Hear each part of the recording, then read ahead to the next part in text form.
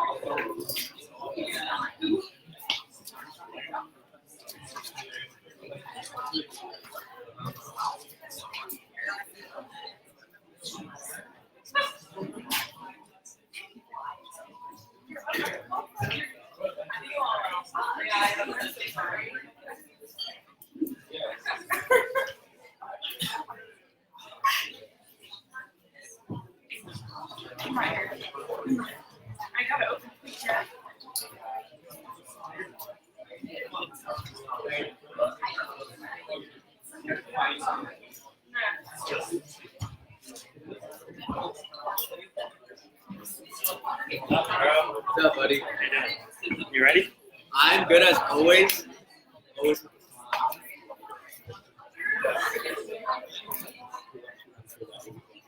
180. Also, do you want to have like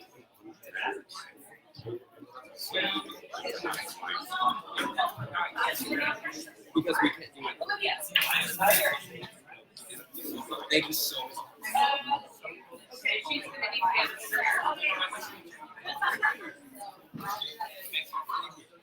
Thank you so much. You're my hero.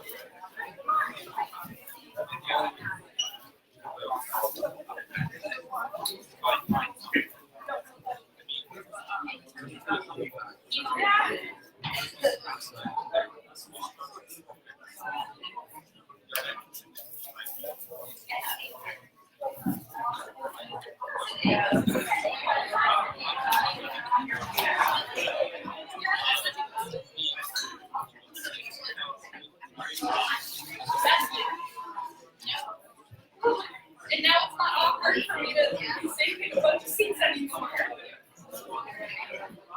How you doing, Spence? I feel like shit.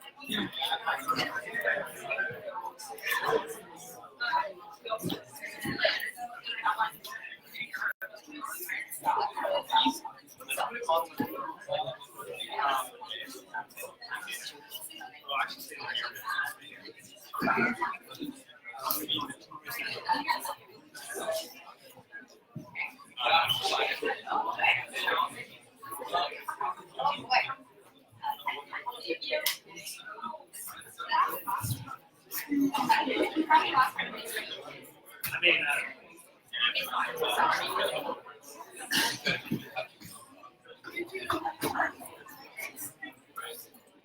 I'm glad you're not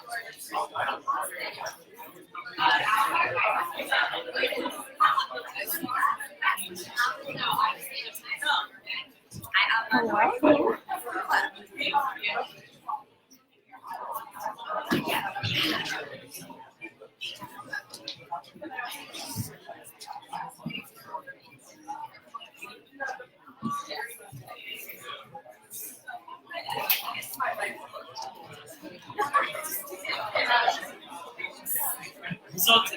5초 됐잖아요. just wait instead of actually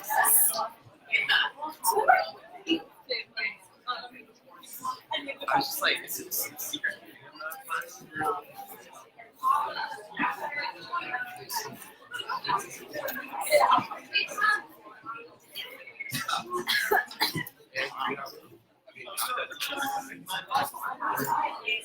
Yeah, no, I've never been here this early. It's like, I just walk in at like 8:14.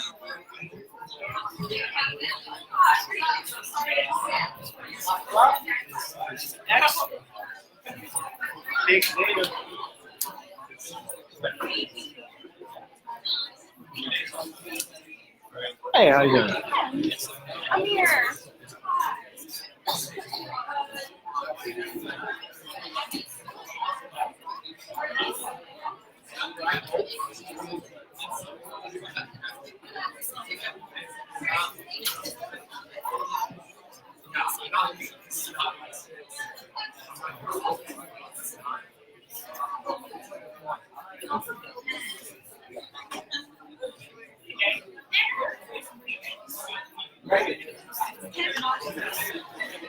So,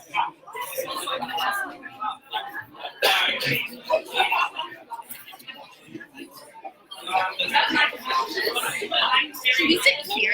Alex, should we sit here?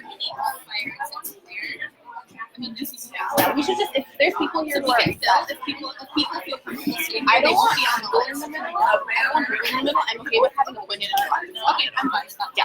Okay, is that our gonna be our thing? Would you like us just to here? Okay.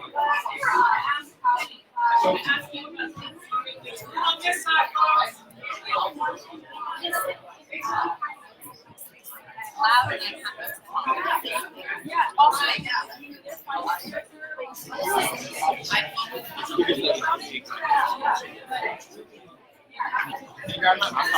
talk to Reagan.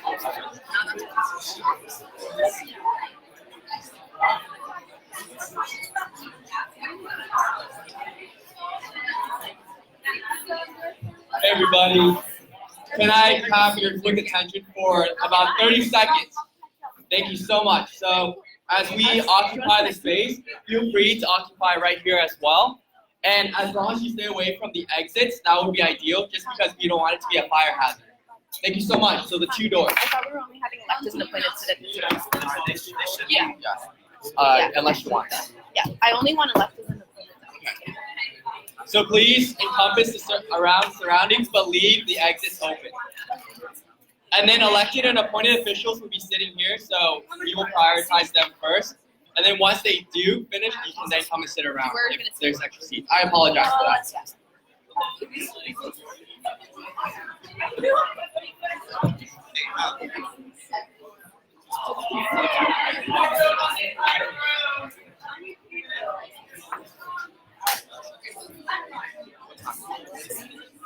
time for me to breathe.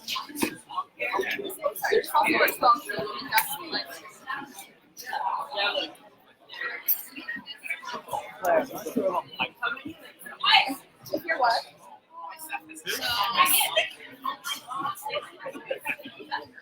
No.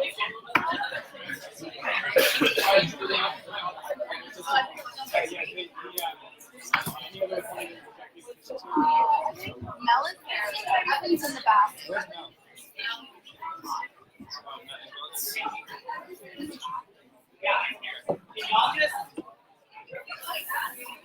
Get people like in the corner, maybe, like by that. Yeah. Everybody this way.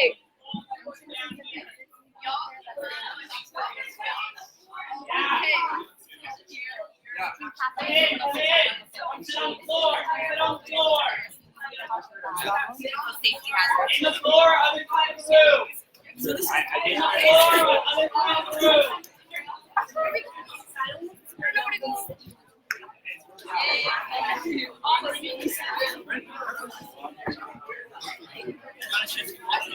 Hey, excuse me, everyone. Quiet down, just so we can start on time. Thank you so much. If we can all shift to your right over here, as long as we are not blocking the exit, so that everyone can finish. So please shift to your right. Thank you so much.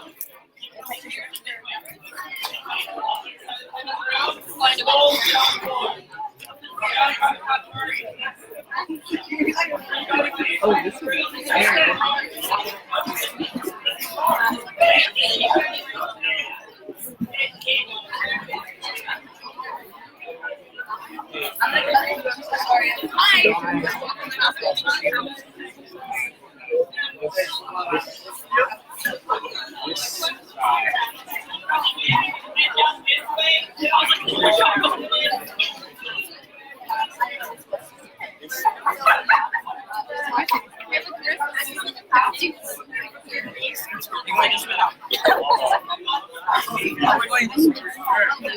That's fine.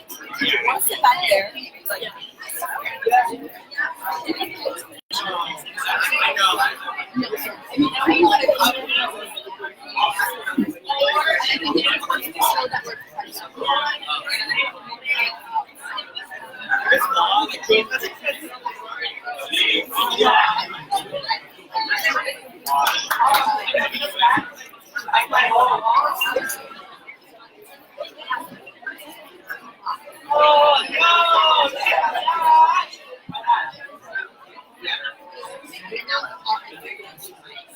All right, folks. We will always have to be able to get in and get out at all times. Please do not block exits. Please take a seat on the floor or around, but we cannot block the exit. So if you are sitting in front of the exit, it's a fire hazard. I apologize.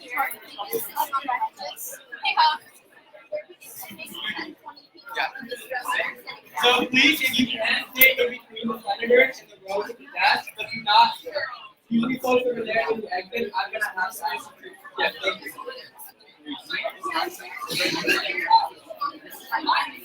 So, is there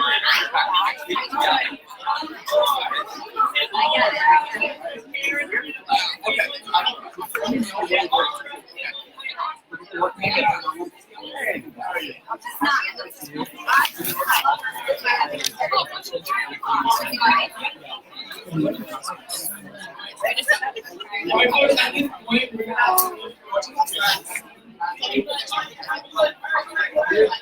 we will be live stream, but please close the door in about 20 seconds. I'm so sorry about that.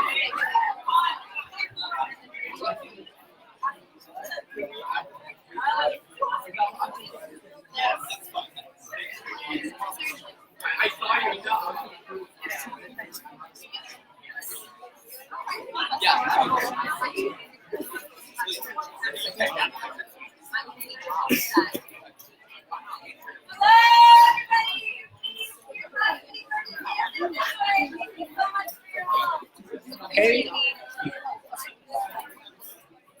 Hey, is there some that wants to act?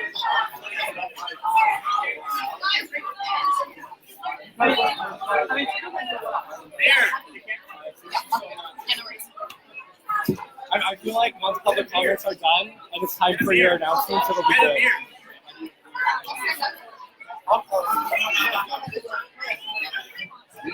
I'm not gonna lie, I'd love to have you here.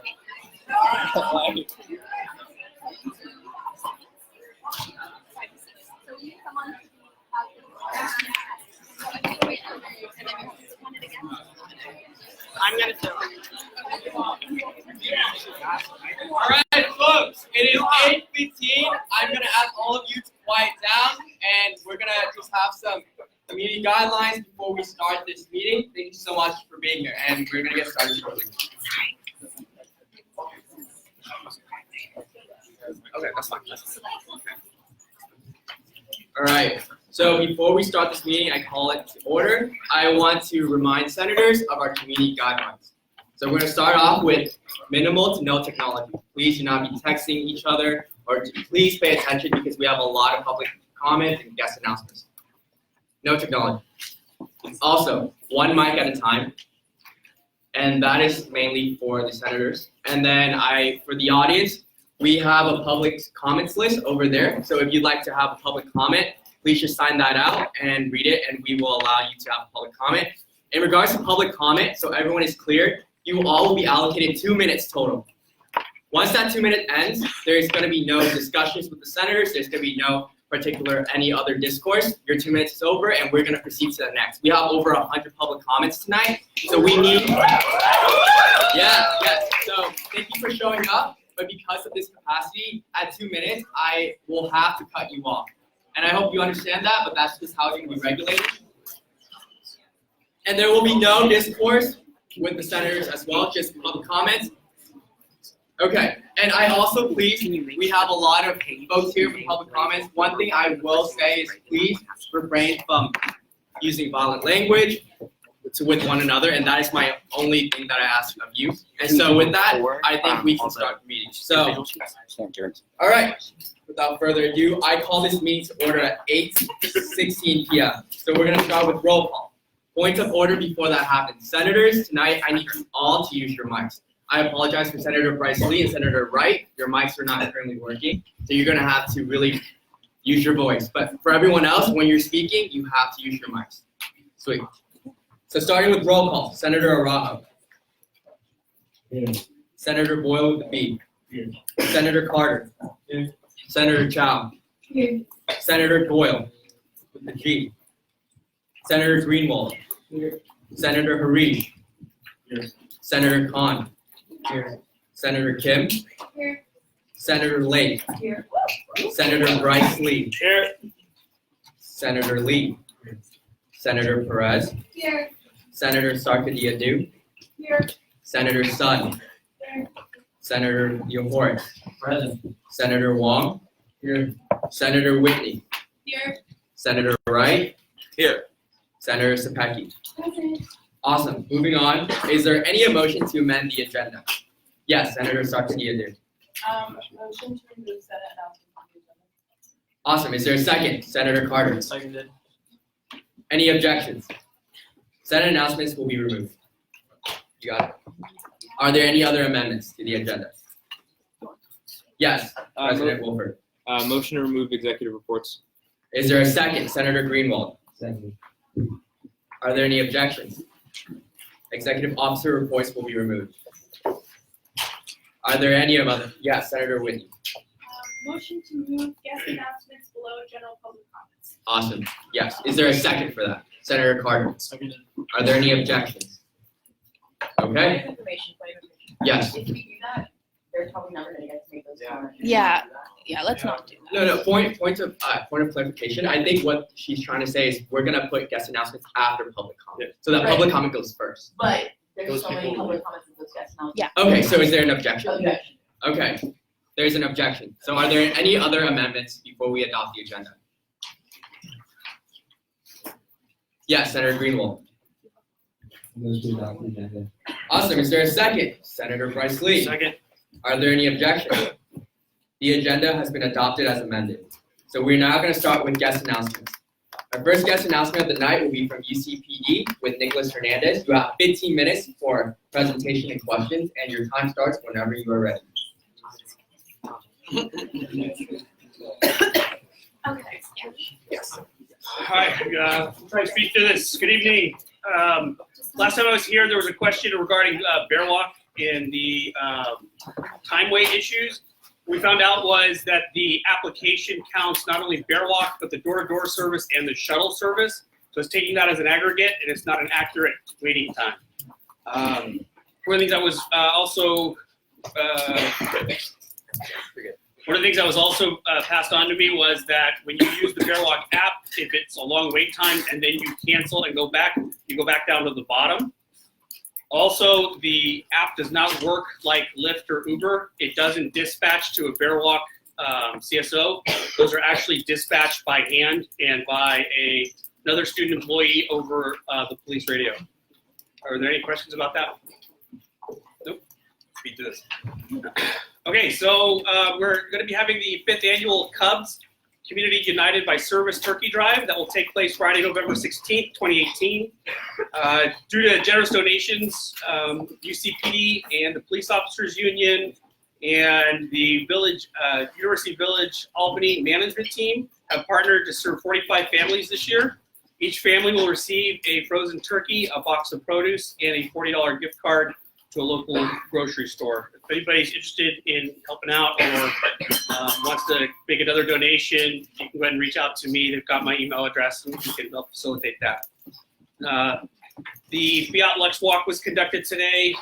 Tonight, myself, Chief Bennett, President Wilford, and many of the campus partners walked campus today at night and looked around to see the new lighting fixtures that they put up, and we went through and looked at different aspects of that, gave comment, gave suggestions, those kinds of things. One of those things that you could do if you do see a security deficiency when it comes to lighting, go ahead and email police@berkeley.edu, and we'll forward that on to the appropriate people. UCP also participated in a circle process today with Senator Arahu, right? And we are currently exploring this process for future use in community building. It's still a work in progress, and we're still working towards how we're going to utilize it, where we utilize it, and those kinds of things. So it's in a very rough stage. I think I did that pretty quickly. Are there any questions? Any questions? Not for me. Final calls. All right, thank you so much, Thank you, Nicholas. guys.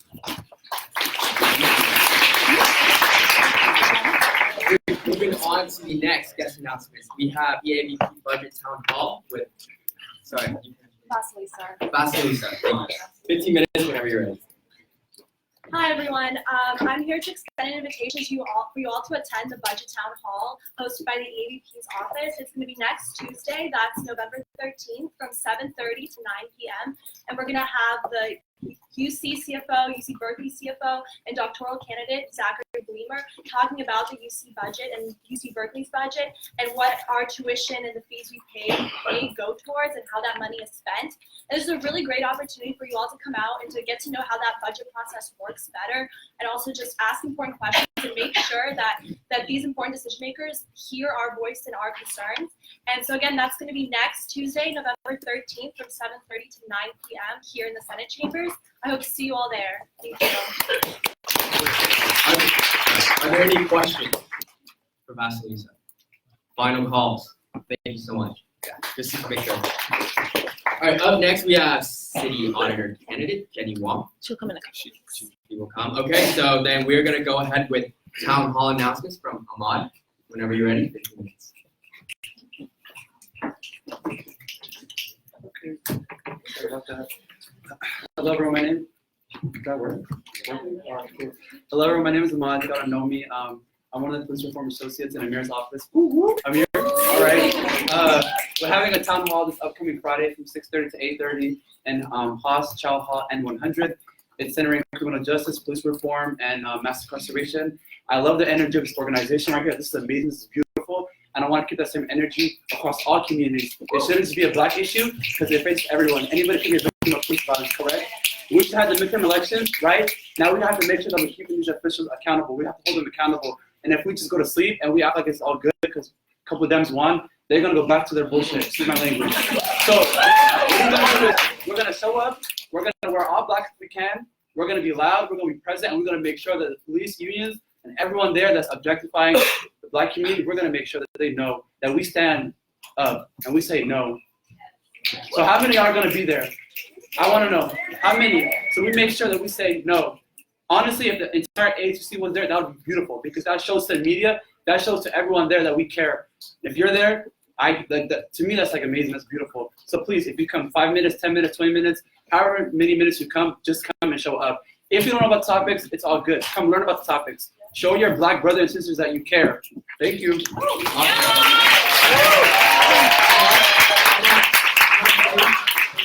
Sorry, just logistics. Are there any questions for Ahmad? Yeah, Senator Arama. I think people still have questions as to the event. So when is it? Where is it? Oh, so it's Friday. It's Friday from 6:30 to 8:30 in Haas's Chow Hall, room N100. Chow Hall N100, 6:30 to 8:30. It's dope. Panels will be there. All like every official you could think of is gonna be there. Can I make a point of Oh. information after this? 6:30 to 8:30 Friday, Chow Hall, which is in Haas, room N100. We only have 150 seats, so please, if you're gonna come. Like, we're trying to make sure everybody gets their spot. All right, so there's a point of order from EAVP Calfe before we entertain any other motions or procedures. Hi everyone. I just want to remind everyone as we go into public comment that this is on a live stream and the live stream is public on Facebook and can be used on other media streams. Just want to make sure everyone is aware of that as they make public comment that may be personal and include personal information, that it is on public, it is on a live stream, and it is going to be publicly available. Thank you. So going on with that, I just want to politely ask if y'all can just kind of scoot in so we don't want to make a barrier of the exits just for fire safety. Thank you so much. So if you can just come in, see, or move around, I'd really appreciate that. Thank you. All right, moving on, we will now begin our public comment.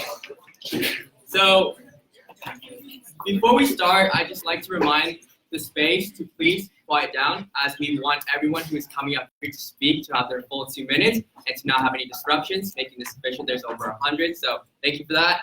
And then Alyssa Liu, you were the first one on public comment tonight. 2 minutes whenever you're ready.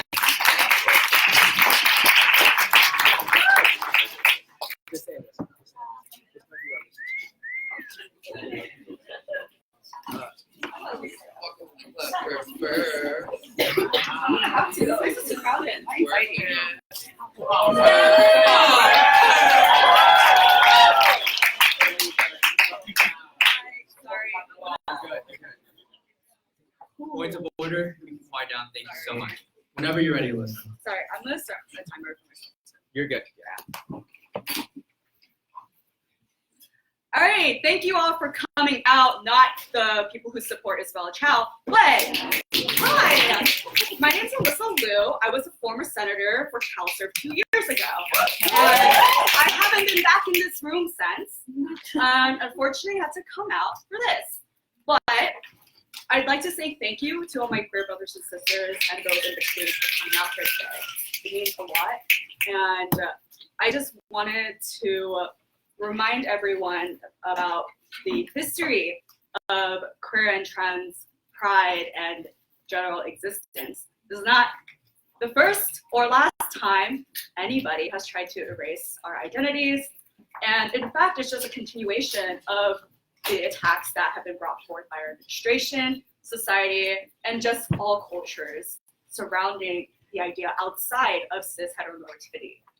So I guess like the one thing I really wanted to point out here is that if my old crusty ass from 2 years ago can come out and support the queer and trans community, then maybe the senator who is sitting here right now too can as well.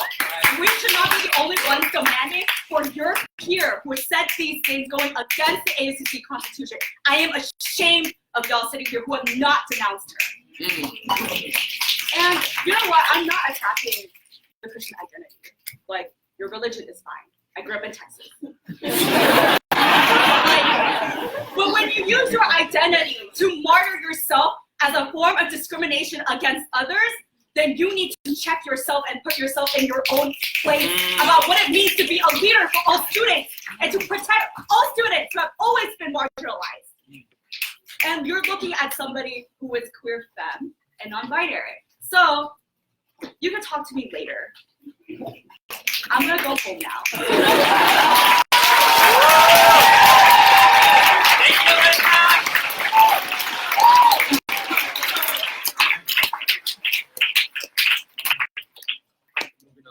So just another point of clarification. Sorry I keep bothering you with this, but yes, reaffirming snaps, totally okay. Just please don't interrupt as she is or someone else is speaking. So yeah, let's just make sure so that we can all hear and know what people are saying. So moving on, we have Sylvia next on the list for public comments. Sylvia, are you here? Where's Sylvia? We're going to do going once, twice, and Which you're Sylvia? Oh, I'm so sorry. Sylvia, T-A-R-G, Tard. Yeah. My apologies. Oh.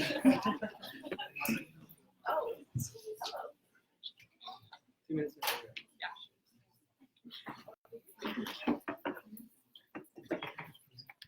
Good evening, everyone. I am here to read a statement, which is anonymous. That was, since you have purified your souls by obedience to the truth, so that you have a genuine love for your brothers, love one another deeply from a pure heart. 1 Peter 1:22. We are here, and we are here together, and we know who we are. We will hold each other, and that's all I have to say.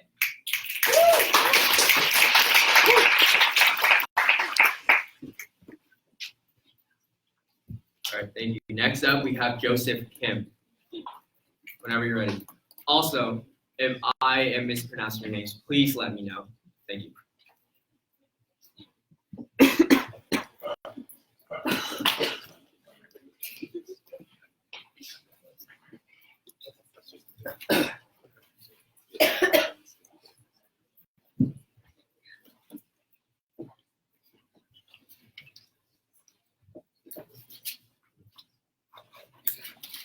Hello, everyone.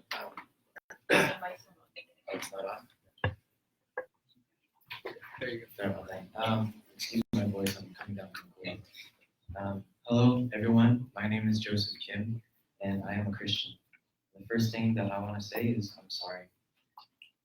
I'm sorry for the way that the church, in its human imperfection, has hurt you deeply and made you feel unwanted and invalid. This past week, there was a lot of backlash against Christians on campus, and it hurt. It hurt to be ridiculed and side-eyed for what I consider essential to my identity. But I know that my hurt absolutely pales in comparison to the marginalization and the hurt that many of you have experienced. And so, on behalf of the Christian community, I want to say that I'm sorry. But I also know that just sorry isn't enough. At the same time, I don't believe official statements from either side are the solution either. Though the hurt is clearly unequal, I think we can all concede that members of both communities harbor some prejudice against the other. Prejudice is almost never solved by an official statement, but rather through individual engagement and relationships of trust. Our communities are comprised of individuals. In a nation where we're so used to seeing two sides shout over each other and dismiss one another, I believe we as UC Berkeley can model how to reach out, how to share a meal, share our lives, and walk away with greater mutual respect and even love for one another. I implore members of both communities, let's be ready to set aside our caricatures of one another in order to build a more compassionate campus. Thank you.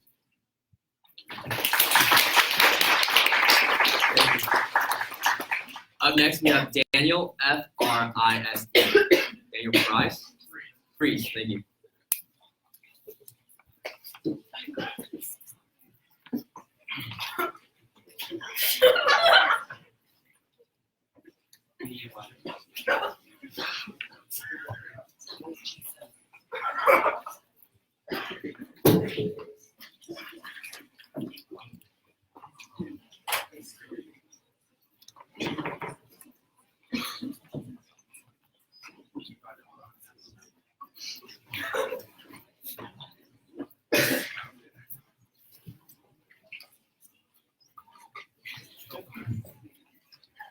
Two minutes whenever you're ready. Good evening. Good evening. My name is Daniel Fries. I'm Catholic and a sophomore here at Cal. I've known Senator Chow less than a year. We first met when she was campaigning for ASUC Senate last spring.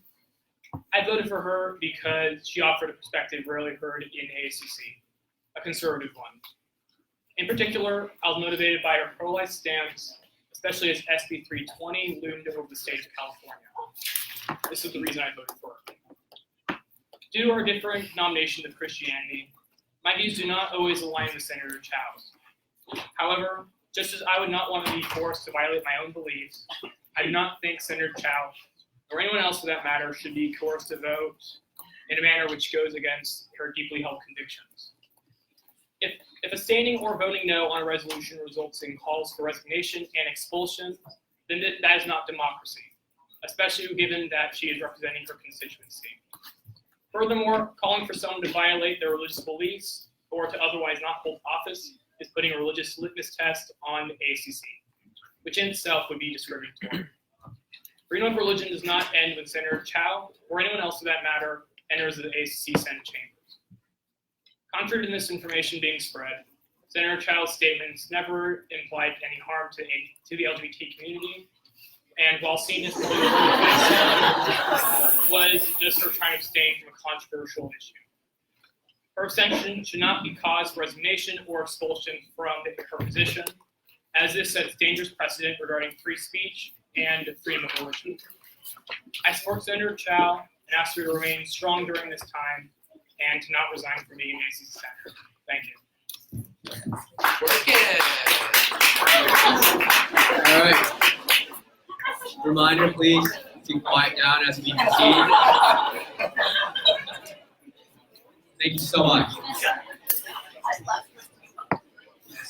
We will move on when things quiet down. Thank you. All right, up next we have Matt. Your name is up on the list, so whenever you're ready.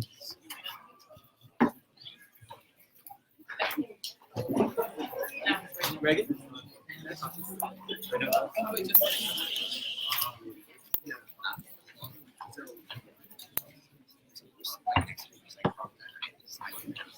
Good evening, everyone.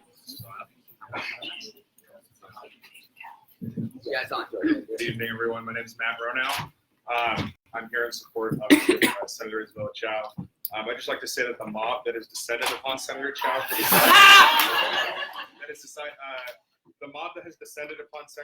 for deciding to abstain on a vote that contradicts her beliefs is upsetting, but quite frankly, not surprising.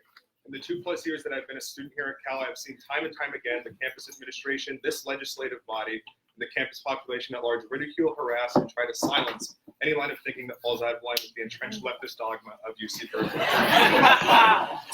The coordinated attack by student action on Senator Chow is a disgrace to both the party and the ASUC. This chamber should be a place of debate, a place to work towards solutions that improve the lives of all campus students. Instead, it has turned into a group of individuals who compete to be more radical than their peers. Oh, yeah.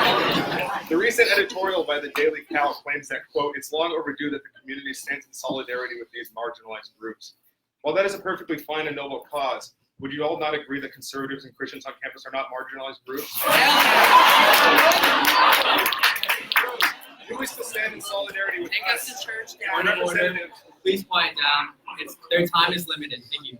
Who is to stand in solidarity with us if the representatives that we choose to represent us are purged from their party and threatened with expulsion and a recall vote the moment they decide to abstain on a Senate resolution that they do not agree with? I understand that many of you feel that by abstaining from this vote, Senator Chow has attempted to silence the LGBT community. Realize, though, that by attempting to throw Senator Chow out of the Senate, you are simply guilty of what you accuse her of doing. Yes. Anyway. Get mama. All right.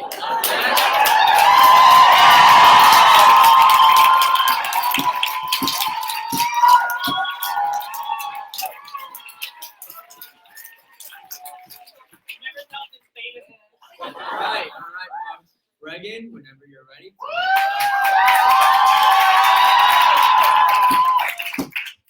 A real quick point of clarification. It's not about her abstention, it's about her unwarranted speech that she gave.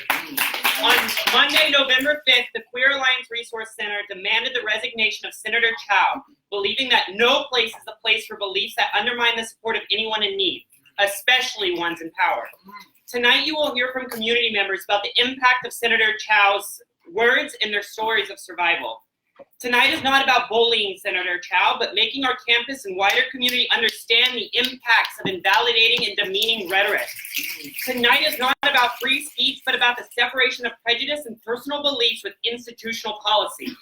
Tonight is not about dismissing the Christianity as universally toxic, but about validating the experience of those at the hands of bigots who have cowardly hid behind religion to justify their actions. As you listen, here are some statistics I'd like you to keep in mind. For UC Berkeley, compared to their cishet counterparts, withdrawal rates for queer and trans Black students are 3 times higher. For queer and trans white students, 2 times higher. For international students, 3 times higher. For queer and trans South Asian students, 4 times higher.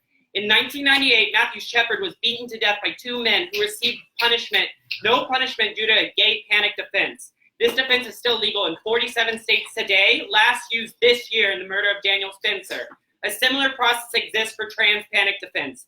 Krista Stell Knudsen, Vicky Gutierrez, Celine Walker, Tanya Hardy, Zakara Fry, Felicia Mitchell, Amria Berryman, Sasha Wall, Carla Florid, Nina Forson, Gigi Pierce, Ansta English, Diamond Stevens, Catalina James, Keisha Wells, Roxana Hernandez, Sasha Garden, Bontacia Bell, Dejanine Stanton, Shantae Tucker, London Moore, Nikki Enriquez, and Ciara Fraser are all trans people murdered this year.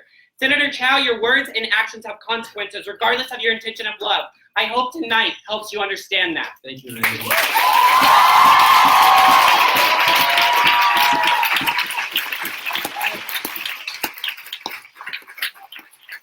Moving on to the public comment, we have Kaylin S. If you are here.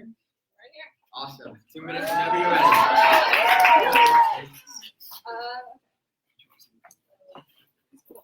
Sorry, yeah, it's a big mess back here.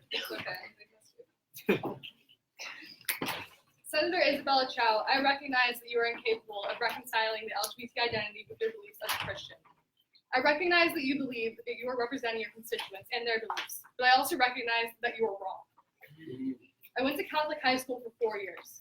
In that time, I went to Mass at least twice a week, sat in religion classes for an hour every day for 4 full years, developing a deep understanding of the Christian religion. I also have 2 loving lesbian grandmothers who are very religious.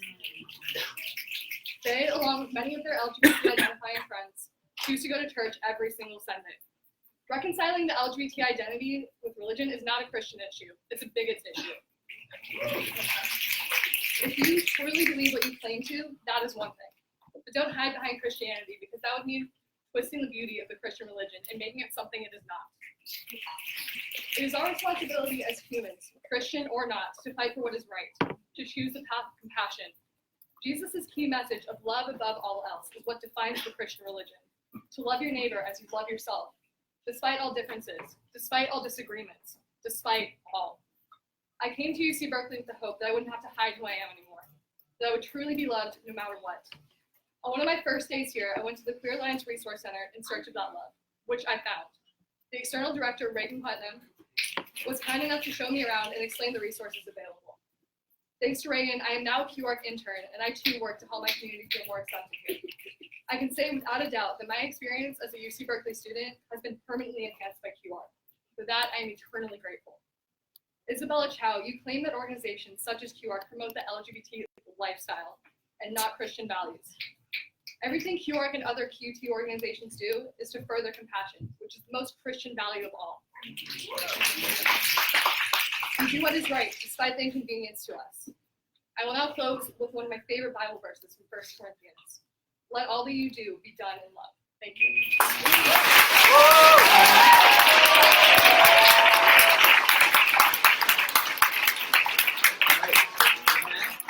Whenever you're ready. 2 minutes. That's me. Hello everyone. I am one of the writers of the bill in question.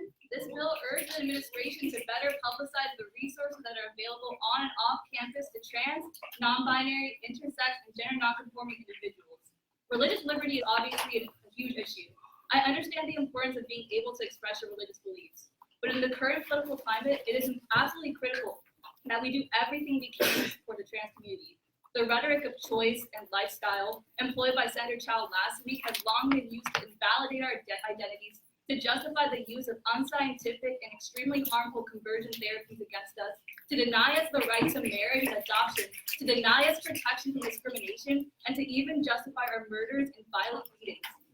I urge Senator Chow to speak with the LGBTQ Christians who she is supposed to represent, and realize that being trans or gay or LGBTQ is not a choice, and that our identities are all good, right, and true under the eyes of God or whatever deity we believe in, if we believe in a deity at all.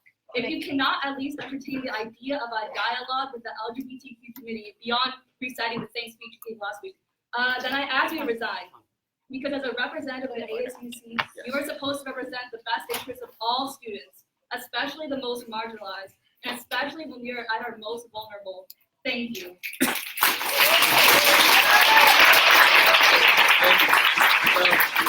before we start with the next guest public comments, we have a point of order. Yes, President Wolford. Please do not take any photos without folks' consent at all tonight. So if someone's speaking, please do not take photos without their consent. And especially not on this side of the room. Thank you. So, just for folks to know, if you're taking photos, people on the left choose not to be have their photos Everyone? taken. Okay, I'm with the Chronicle, so. Yeah, it's all good. Just we'd like to respect her Yeah. decisions. Yep. Thank you. Thank you. Yep. Sweet. Moving on. Harriet, whenever you're ready.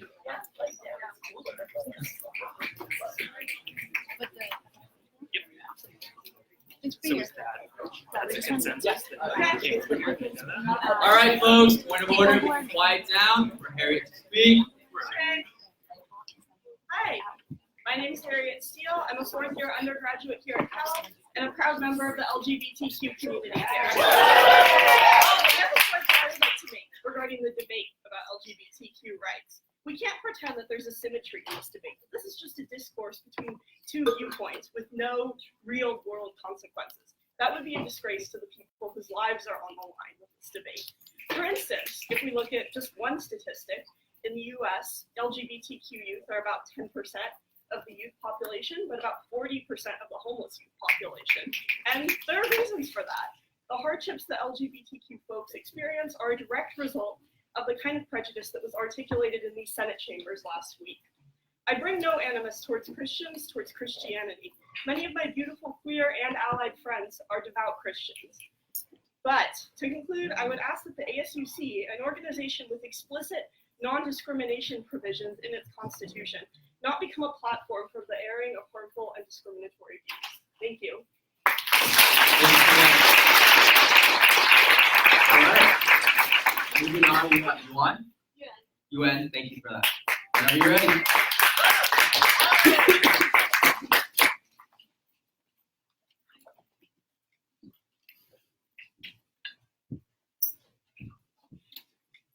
Hi everyone, my name is Yuan Tao. I'm a third year. I identify as a cisgender bisexual woman, and this is my third year in being involved in ASUC. While a lot of ASUC work is frustrating and exhausting, I continue to find the ASUC as an institution inspiring and influential. We as students of UC Berkeley pride ourselves on being on the cutting edge of progressivism and equity. We as students and as players in the ASUC have an opportunity to create a government that we deem to be best for our campus community.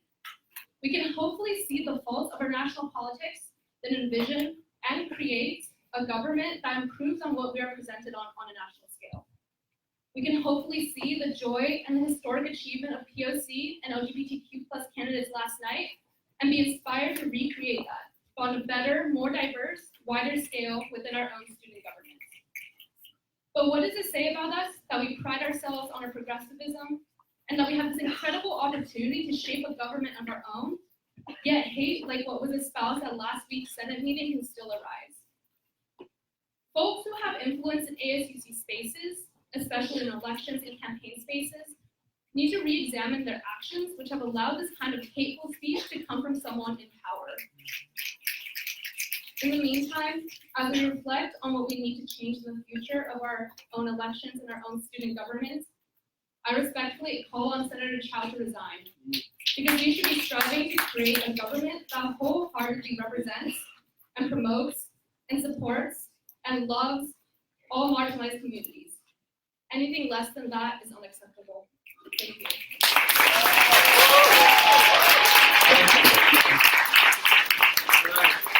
Before we go on, I have received news and notification that please, folks, if you can come in, take a seat, because if we have this door blocked, then it might have to be shut down, and I don't want that to happen.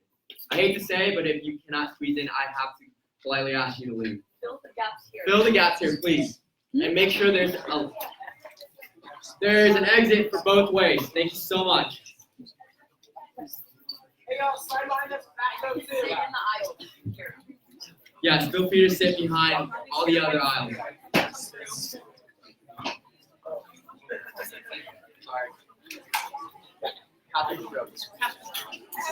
First name.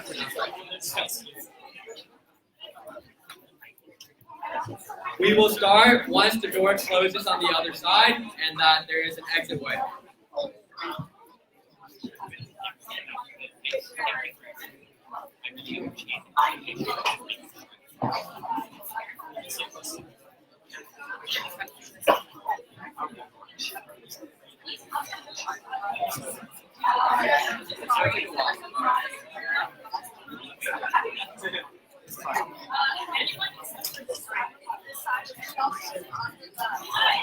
All right, folks, please clear the door.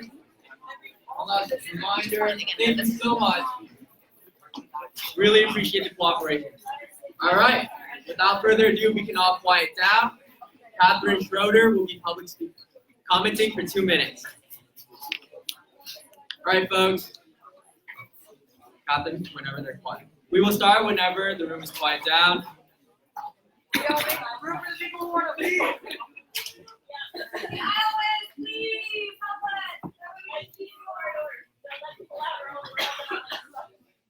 Thank you.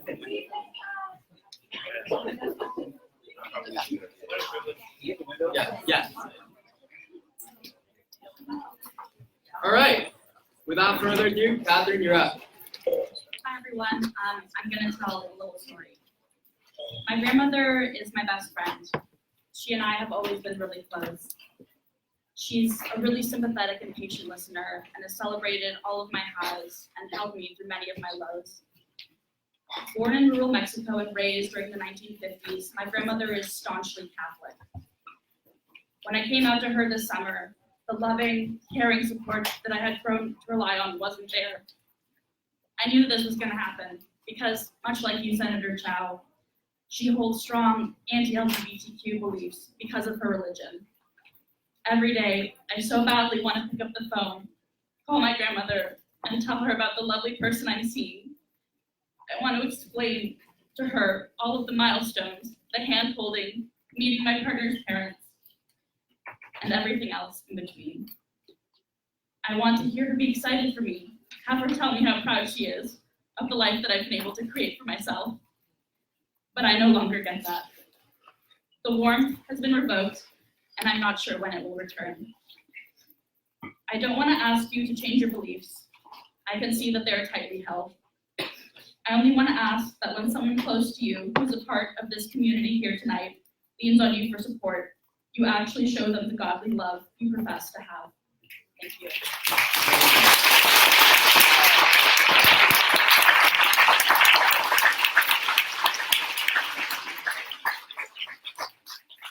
All right, up next we have Jonah Wolf. Sweet.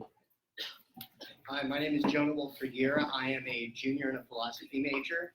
I am queer, I'm a man, and I'm a person of faith. I pray 3 times a day. I read my holy book every day. Senator Chow, being religious is a practice of contradiction. Every single holy book on earth has things that are very relevant and things that are irrelevant. In the same place of the Old Testament where it says that a man shall not lie with a man, it also says that a woman shall not have sex before marriage or she should be stoned. It says that someone should not grow 2 different types of grains together or they should be killed. These are parts of religion that should make us think inwardly. And I don't care what your beliefs are, frankly, because none of our internal beliefs of people of faith are anyone else's business except our own and God's. And all that matters is that I can go home and get on my knees and pray at the end of the night after a night like this and feel that love for me personally. And I have no problem with Christians, people who feel very strongly about the gospel having a seat on this synod. In fact, I encourage it. But if you can't separate the own contradictions of your faith and the own internal contradictions that come from love and rejection simultaneously, then you don't have a place on this body.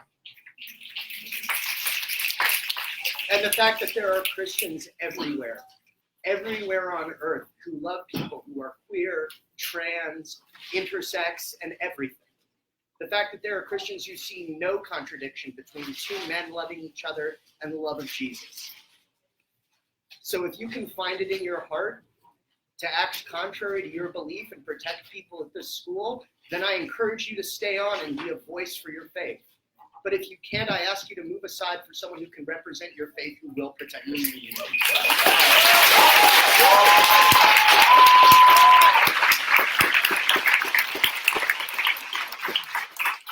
Alright, thank you. So, elected official request, point of order. Who are taking photos right now currently? Raise your hands.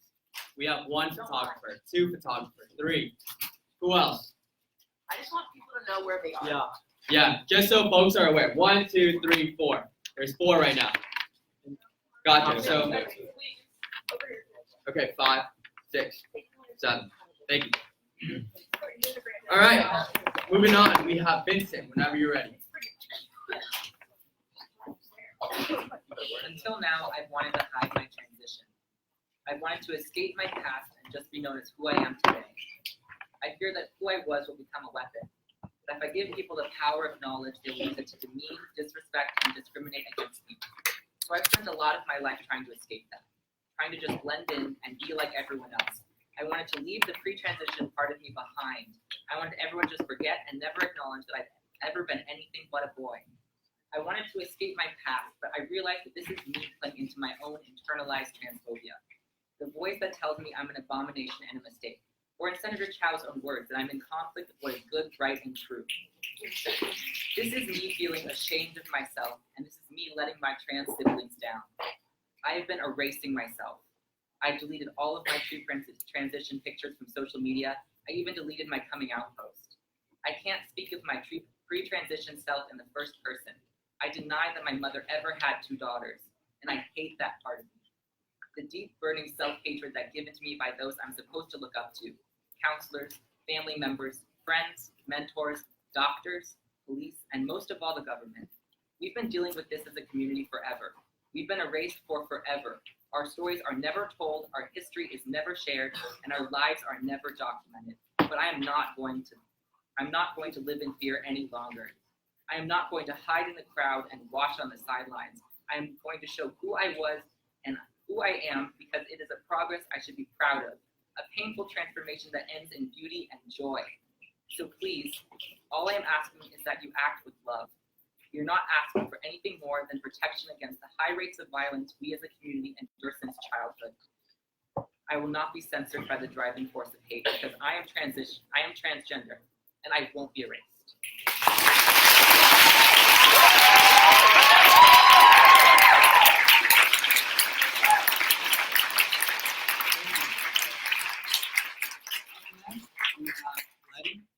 Correct me if I'm wrong. Your name. Yes. Senator Lane. Photos, like photographers from like legitimate publications. That's awesome. If you're coming up to make public comment, please, as a photographer comment, indicate you're comfortable being photographed by this photographer. And I ask those photographers to respect it, because I know that this like implies publicity, but like this is more personal private. So just indicate.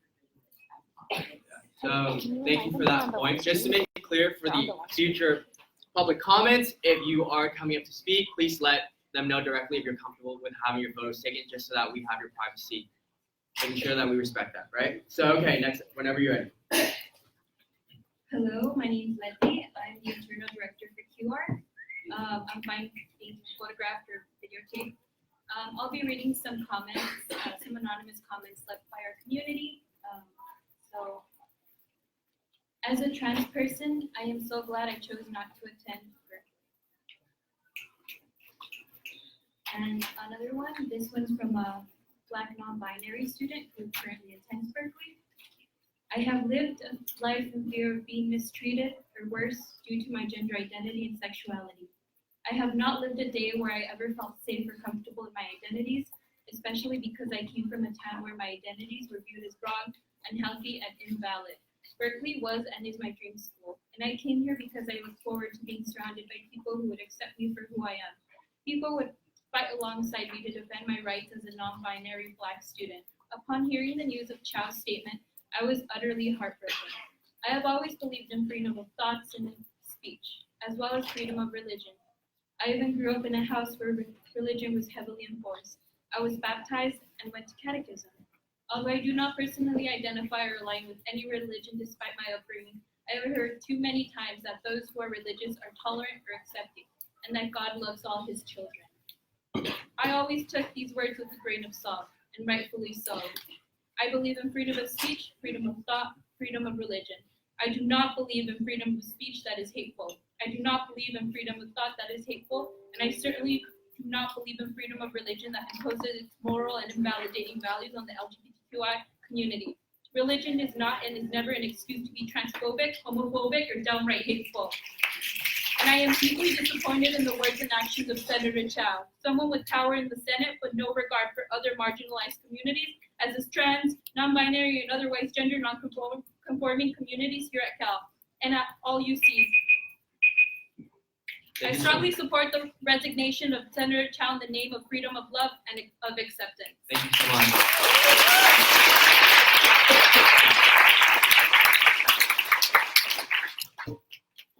Up next, we have Ann. Whenever you're ready, Ann.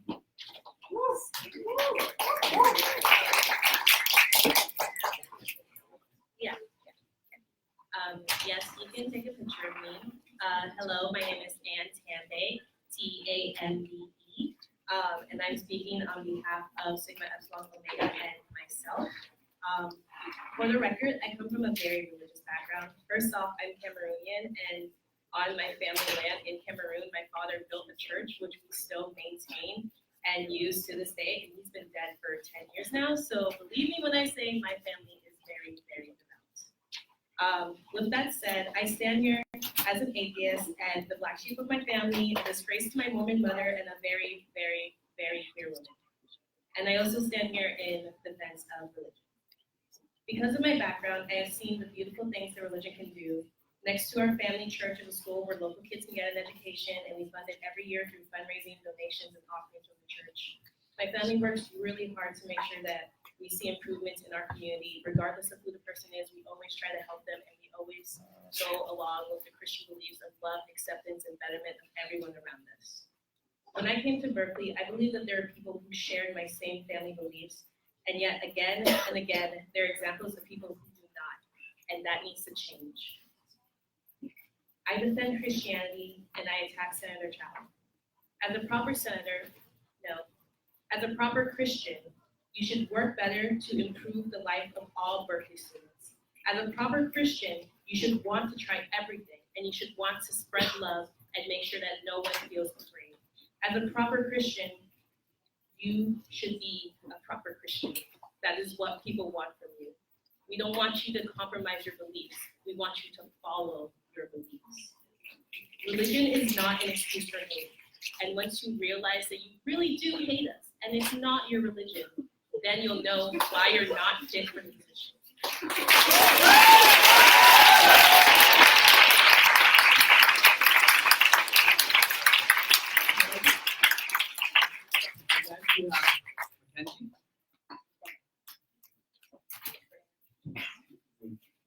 Whenever you're ready.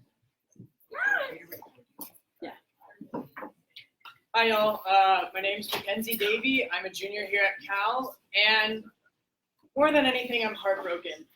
I come from San Diego, California. I went to Catholic high school. We're gonna freeze your time real fast. Folks, please do not back up on where you're sitting right there. That's where the lights are. So can you please scoot back? Folks in front, yes, yes. I'm into I know. Also, friendly reminder, do not lock the doors. We do not want Senate to shut down. That is the absolute worst occasion because we want everyone to speak, right? All right, thank you so much. Whenever you're ready, your time is yours. I've considered talking a lot and really questioned what I wanted to say. As someone who's experienced hate and love from a variety of people of Christian faith, it's hard to hear it reaffirmed again and again. And in a time where our political atmosphere is just so hateful, it's hard to see it at our own UC Berkeley campus. And it's really hard to stand in front of someone who believes that you're not good, right, and true, when all I strive in my life is to live to my own true self and give that space to others who need it. I don't want anyone in here to ever feel they're alone or comments like these are what define the world. We are all here to make sure that this is not how it continues on. We're here to make a change, and I hope that the people here tonight are given the space to do so. Thank you so much. All right. Thank you for making this so efficient. Up next, we have Angelica. Come on. I have been a practicing Catholic for my whole life, but since last Wednesday's event, I have found myself struggling to come to church and turn to God. I took myself to adoration on Monday morning, frustrated and crying. I was angry, and I was angry that people could use his name as justification for spreading hate and intolerance. I'm not here to judge anyone for their faith, and I'm not here for you to judge mine. I'm not here to tell you that certain stances on issues makes you a bad Christian. I believe that an individual's relationship with God can only be judged by God. But I am here to remind you that the first two commandments are to love God and to love your neighbor. Loving God means respecting him and his creation. We are taught that God created the world in his image and all people in his image. This includes queer and or trans identifying folks. You cannot say that God doesn't make mistakes and then invalidate the identities of queer and or trans people. My God, your God, our God made them too. Queer and or trans identifying folks in his image and by him. God made them perfect, and to invalidate their experiences is to spread hate to people made by God. Loving your neighbor means valuing them. It means ensuring them that they feel safe and that they feel validated. It means respecting the identities that God gave them. I humbly ask that you reflect on these first two commandments. And at the end of the day, this is not a religious debate. This is a demand that we ensure that our fellow students truly feel safe, respected, and loved. Thank you.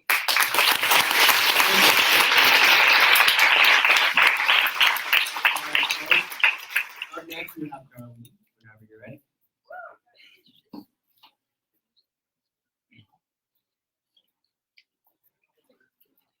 Hi everyone, my name is Darlene Dickinson and my older brother is gay. We are from a small town widely known for being conservative. As a kid, I watched my brother grow up thinking the world hated him. I often couldn't understand why he was so angry all the time, why he couldn't make a lot of friends, or why he would get so frustrated with having to go to Catholic church. And then when I was 13, my brother came out to my family.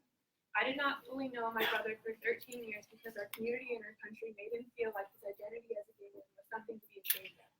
He spent over half his life angry at the world for making him hide who he was and angry at himself for having something to hide.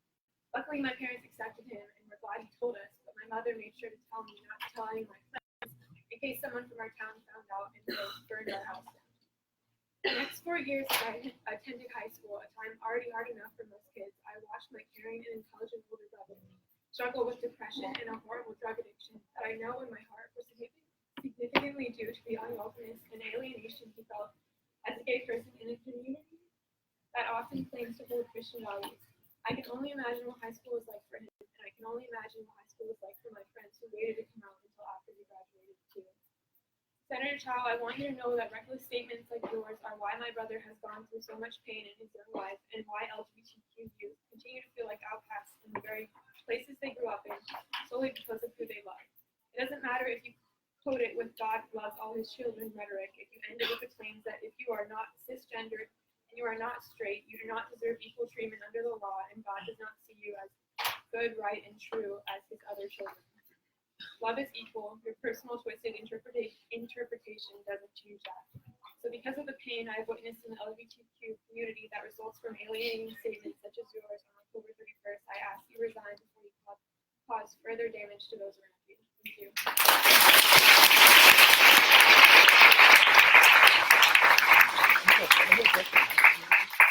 All right, up next we have Mario. 10 minutes whenever you start.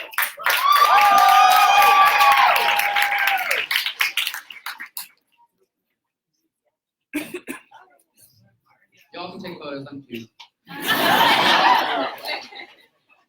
Krista, 42. Vicky, 33. Tanya, 35. Celine, 36. Felicia, 45.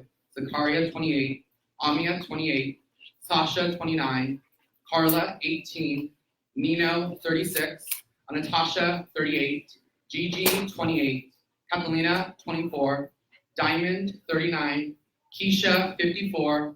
Sasha, 27, Dejanay, 24, Vantasia, 30, Shantae, 30, London Moore, 18, Nikki, 28, Sierra Minaj, 31.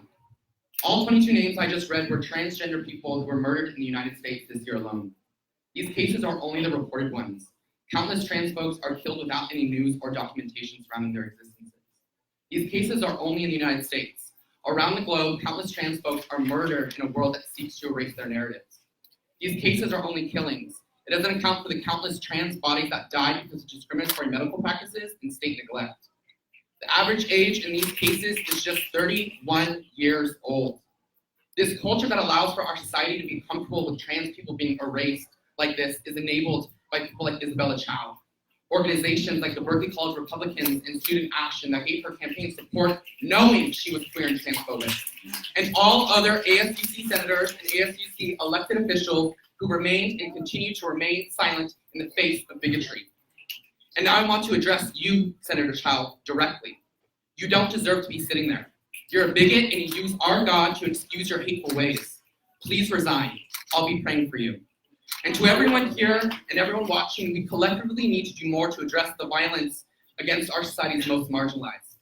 Black, brown, indigenous, queer, and trans bodies are violated at rates higher than any other demographic.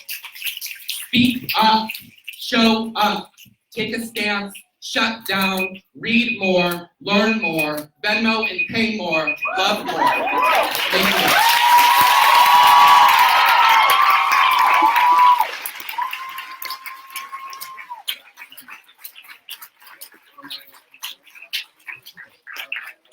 All right. Up next, we have Miranda. Our last name was not given, but Miranda. Awesome, cool.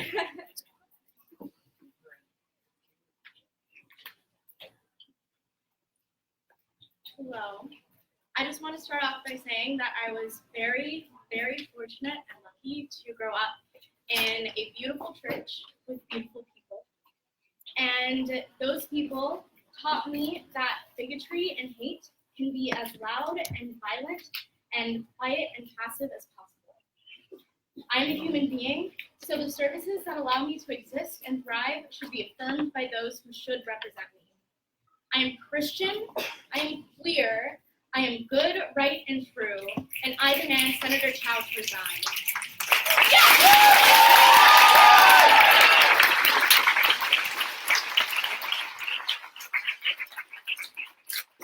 All right, next we have Julie. Please correct me if I'm pronouncing your name correctly. Julie.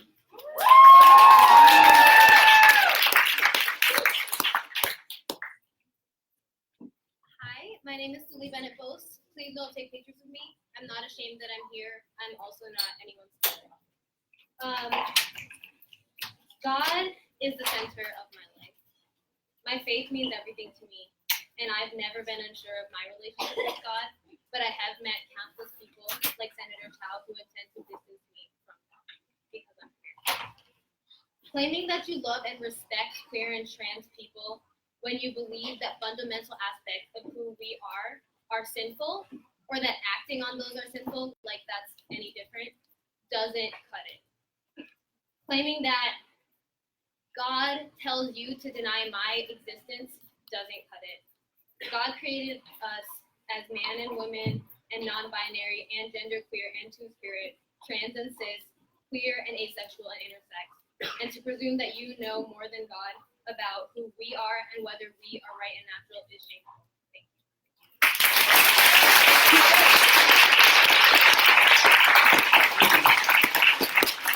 Up next, we have Justine.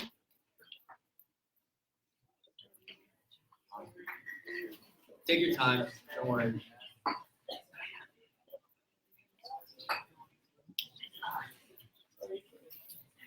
Whenever you're ready. Yeah, so. Sorry, point of order. If folks quiet down before Justine starts speaking. Thanks. Right, so I am Justin Robin Porto, and it's okay to take pictures of me. So yes, I am a member of both the queer community and Christian community. And as a member of both those communities, I believe that your actions in the voice, Senator Chow, are unacceptable.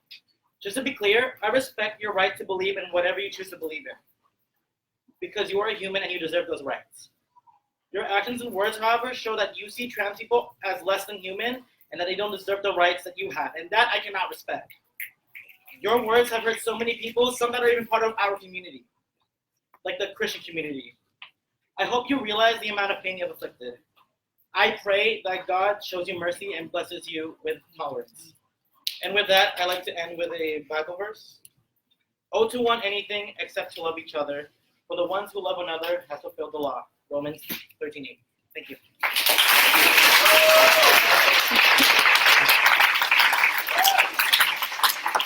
All right, up next we have Stasia.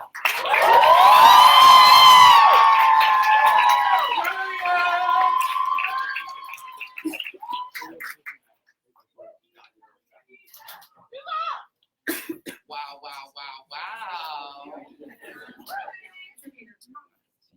Hi, my name is Risa, and Senator Chow, I just have a request of you. I request that you look around and see all the different types of students that you see here, the multiplicity of queer, trans, ally students that you see in this room, the number of queer and trans students of color that you see in this room. The Bridges Multicultural Resource Center is here tonight, not just in solidarity, because our coalition is comprised also of queer and trans students on this campus. And we're here amidst one of the hardest seasons of high yield programming to stand in solidarity and stand against the blatant bigotry that is happening on the Senate floor. And so it's not just the responsibility of all of the folks here and queer and trans students who sit on Senate to be holding you accountable.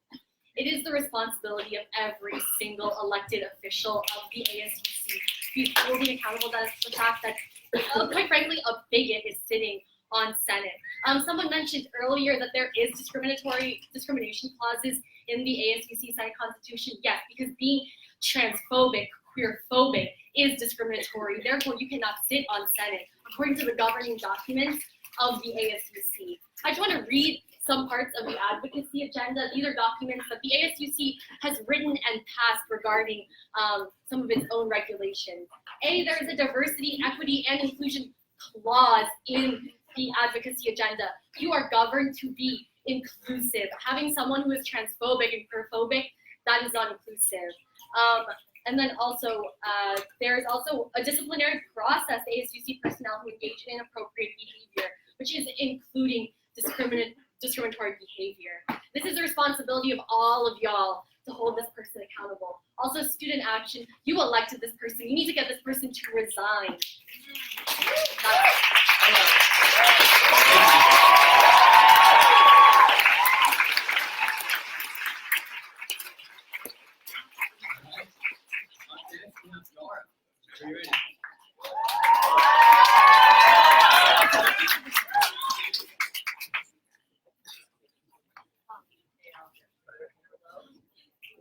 Okay, my name is Darcy Kong.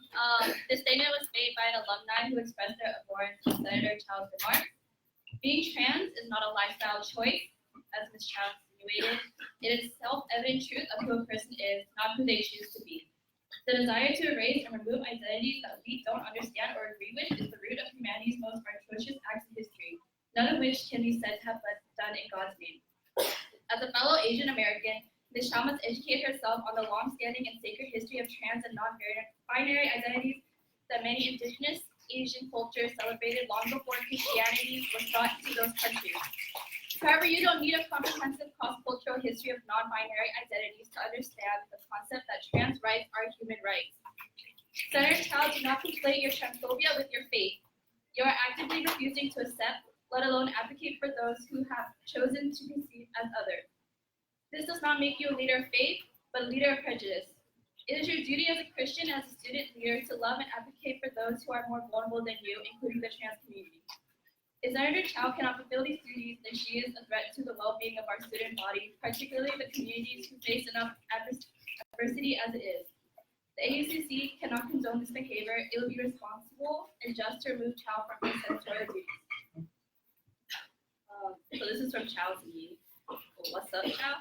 I like to say, as a loud woman, You came to the Southeast Asian community using your Malaysian and Cambodian identity to try to get us to endorse you. I just want to say, I'm not surprised.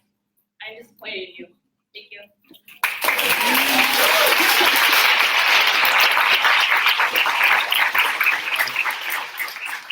Before we go on, so the mics are a little low volume. We've had technical difficulties with them for a while. So if we could just speak up, that was perfect volume, but if we speak up for future reference so that folks can hear, just because people in the back might not be able to hear. Thanks. So up next we have Blue.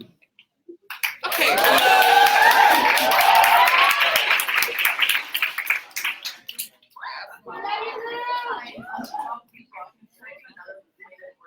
Yes, wait. Senator Lake. And if it's just possible to move in and around so that we don't have to move folks away from the door like over and over again. If there's any space down here to sit in, that's awesome. If you can sit in the aisle, please do so. I know it's hard to get over there, but that's where the place is okay. There's space. Honey, there's space. There's space here. Yeah.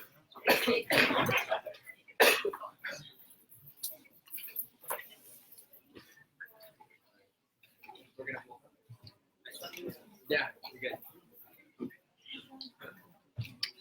Yeah, folks over here, feel free to move over here if you'd like to. Not making you, but there's room if you'd like.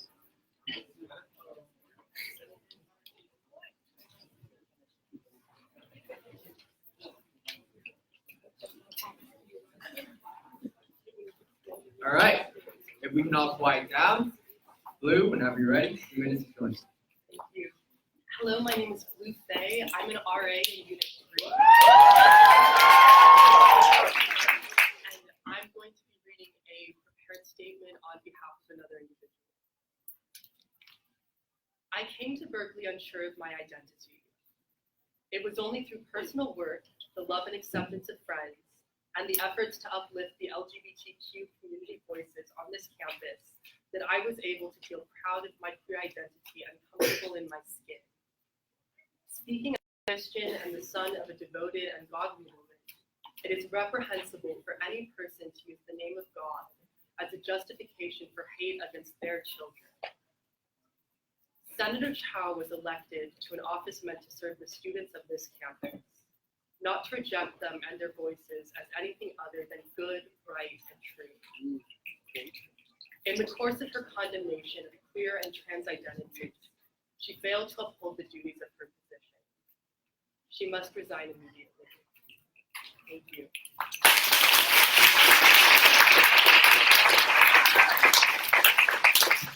All right, up next we have, so sorry about the name. Naya, awesome.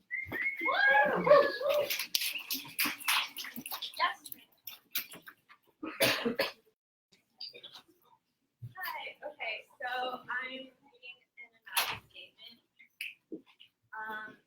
All LGBTQ plus individuals are good, right, and true. An elected official at this university should not hold beliefs that invalidate fellow students, look down upon people's identities, and threaten the safety of marginalized communities on this campus. I just want to add to that, like, I respect your choice to believe in whatever you want to believe in, but your God is not my God, and your interpretation of Christian doctrine has no place on the Senate floor. And also, happy Diwali.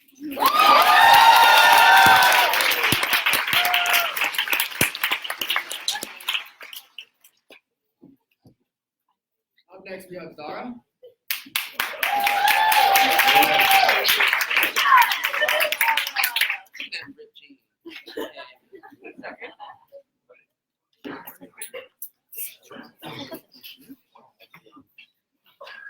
Assalamu alaikum. To everyone who sits on this floor right now, you should all be deeply disappointed in the words of Senator Isabella Chow, as I am. I have the unfortunate pleasure of having known Isabella for a little bit. And all I can tell you is I know that these hateful, bigoted beliefs do not deserve a voice or a platform. And on October 31st, they were given just that. And that resignation needed to happen like that night. But here we are, still dealing with this issue. So as a person of deeply devoted faith, and also as director of SPSH in Senator Teddy Lake's office, which is the queer and trans office, I will add, I would like to say that your beliefs, Isabella, do not represent what religion is as a whole. Since clearly you have forgotten your doctrine, let me remind you. And so we know and rely on the love of God has for us. God is love. Whoever lives in love lives in God, and God in them. John 4:16. That's from the Bible. I think you should read it again.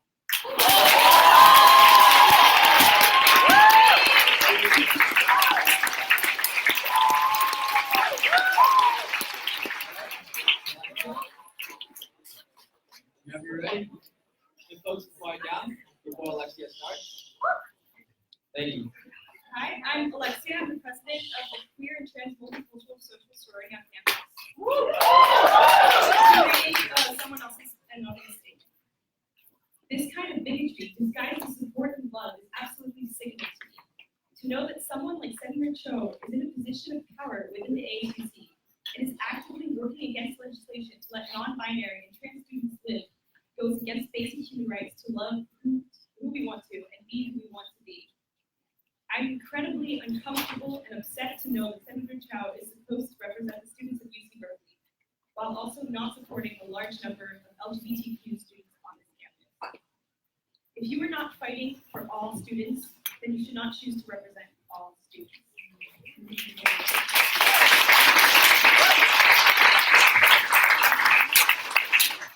All right, up next we have Allison.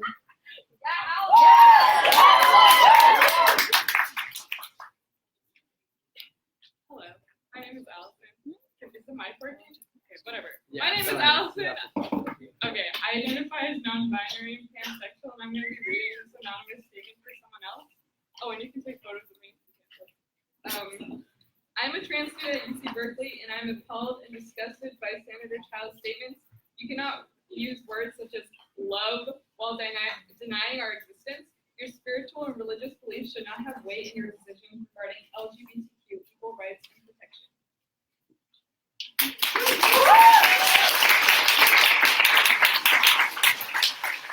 Alright, I do not want to butcher the upcoming person's name, but your name is on top of the list, and if you could tell me how to pronounce your name, that would be awesome. That's all. Thank you.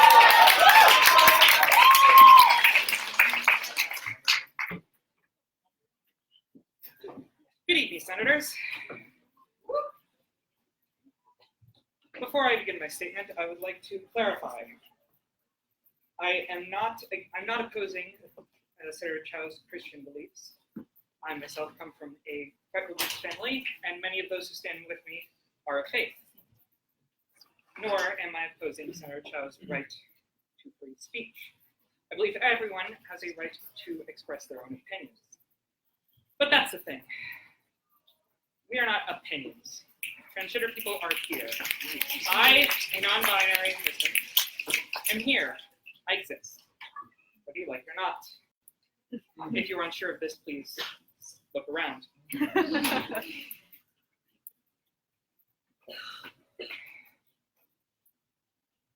While I understand being committed to your faith, if I may be frank, Senator Chow, that is not your job. That is not the job of the ASUC. Your job, Senators, is to represent and protect the rights of those in the campus community. Look around you. We are part of the campus community.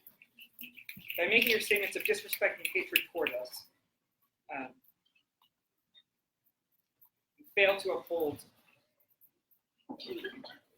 the Constitution of the ASUC, which prevents discrimination based on gender identity, expression, or sexuality. And to the rest of the ASUC, by standing with Senator Chow, you fail to support the rights of the LGBTQ community here on campus. Senator Chow, if you are truly dedicated to this student body, then you should either change your position and support the LGBTQ community, which makes up a significant part of this student body, or resign and make space for someone who will. Because whether you like it or not, we are here. We are part of the campus community. We deserve to be seen as equal. Thank you for your time.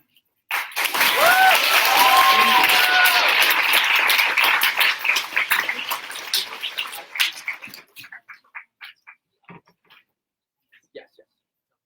Up next we have Bonzi.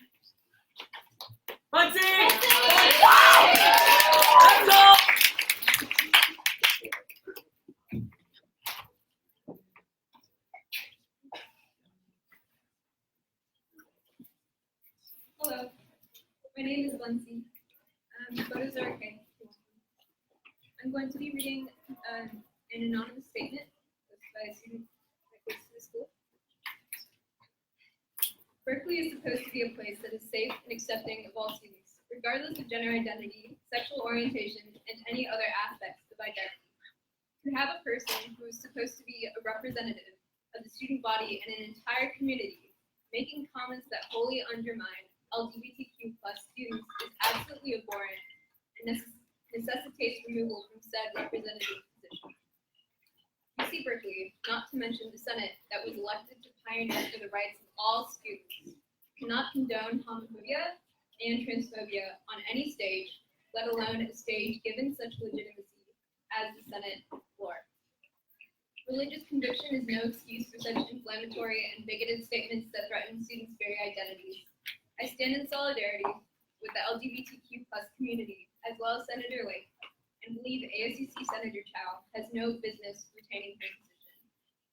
As an additional statement, that's my own. Actions speak louder than words. If you truly loved us, you would protect our rights.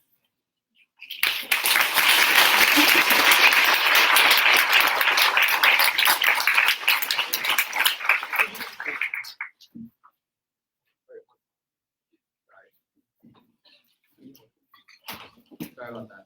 Up next, we have Gabrielle. No last name, but Gabrielle. I think it's Gabrielle.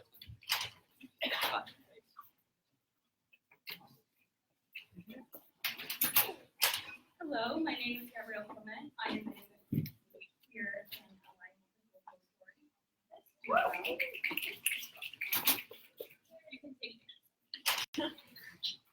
I did not grow up as a Christian, but I have been surrounded by Christians and have witnessed Christians who have learned to love and respect those who they did not previously understand is possible.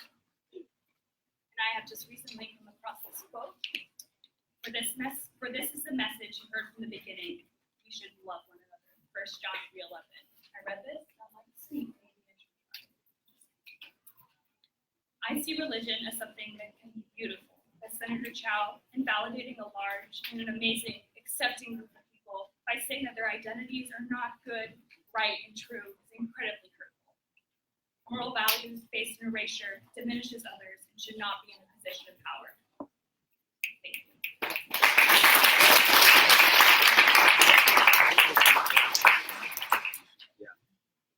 All right, up next we have Andrew Ortega.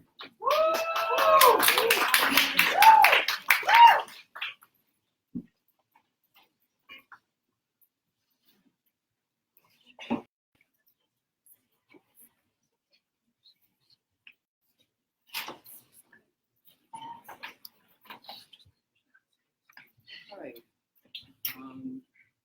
It would be appreciated if you guys could take pictures. I came tonight to speak as a human being in the intersections of being a brown Filipino immigrant from a low-income household, studying bioengineering at a premier public university. I am a queer, bisexual, and proud. I am Catholic, born and raised, past, present, and future, and proud.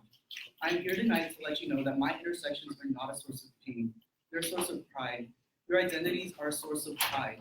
To my trans, non-binary, gender non-conforming, and intersex siblings, your identities are the source of pride. And for those who see us and see their worst nightmare, prepare to stay awake for a very long time. Every time you think we won't care about your discriminatory rhetoric, we will make noise. So prepare to stay awake for a very long time. For those who think we're far removed from the world you're used to, you're living in a world of black and white, and it's past time for you to see some color. Senator Chow, I implore you to remember and recognize that Christianity is a religion that encourages compassion. It is not a tool for the erasure of the student body that you were put here to serve. It is certainly not a tool for the disparagement of God's people.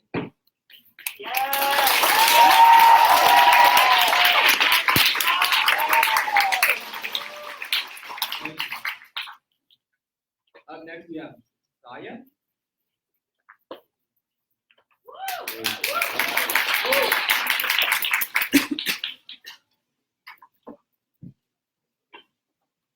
You can take photos of me. I don't know. Is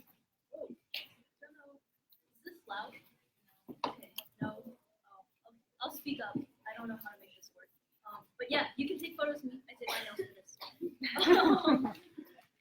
I have lived in the part of the South referred to as the Bible Belt my whole life. I grew up Christian, surrounded by Christians, and I respect it as a religion that can have a positive influence on people's lives.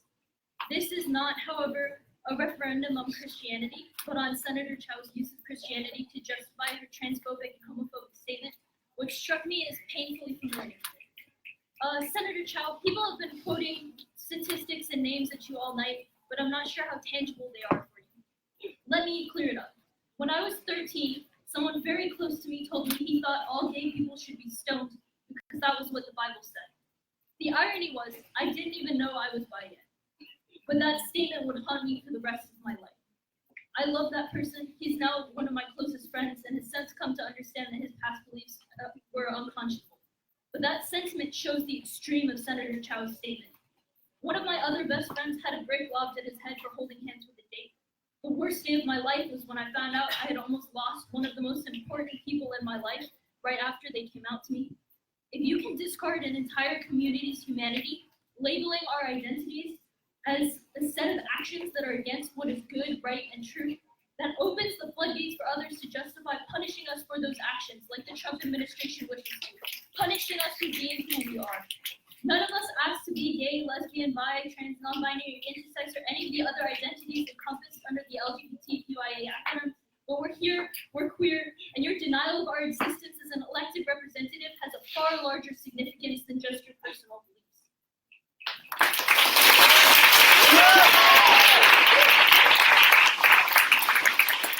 Thank you. Up next, we have Emmanuel. Ready?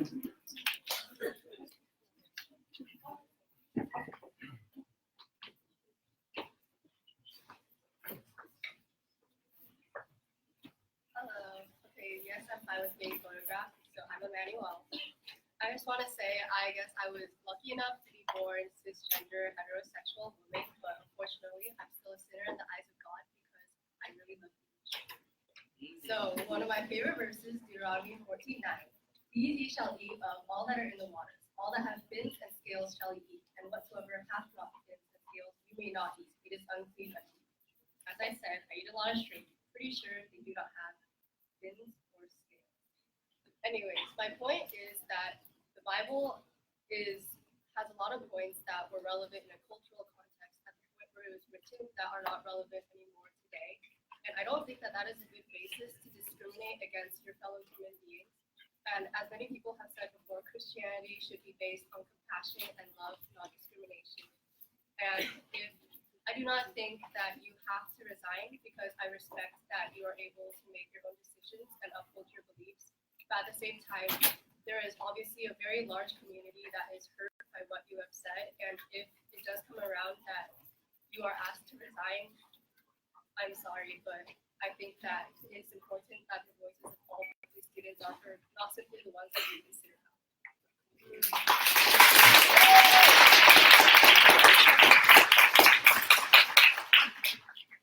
Awesome. Up next, we have Diana Sanchez. Just a friendly reminder for folks when people are public commenting that we stay quiet so that we can all hear. Thank you.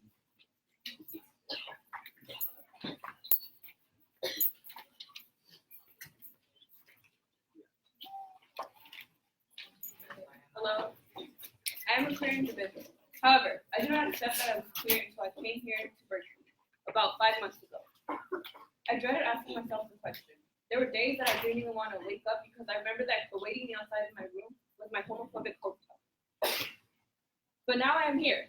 I am queer and I am proud. We are here. We are queer and we are all proud.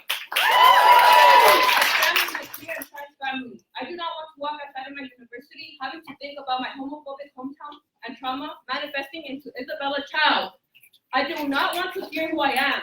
Someone that holds such damaging beliefs and is willing to act in them so as to target a community, a marginalized community that is under direct attack right now should not be in any position of power at this university.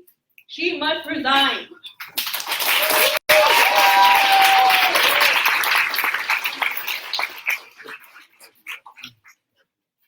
All right, sorry if I pronounce this correctly. Medea.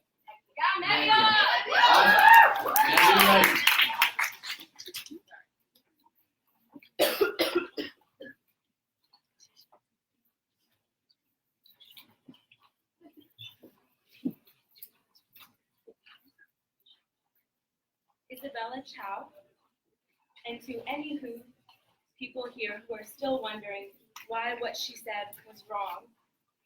I was shocked to hear about your Halloween speech. I was shocked that supposedly intellectual and educated peers of mine could say such contradictory things, especially when those words are unfounded luxuries to you.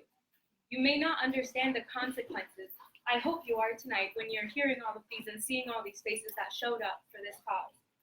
But I am disappointed that people like Daniel, who I sat next to in Physics 7B, can come support you. I can't believe that I go to school with people who do not believe that everybody is equal. I can't believe it. I wonder what you are feeling now, whether the words of all these beautiful, godly people have sunk into your heart. I wonder if you're going to go home and if your parents and your friends will still continue to validate you after this. Remember, this is our lives, people's livelihoods that you are belittling. Remember that God is loving, God is great, and God is standing with the queer and trans community tonight. Thank you.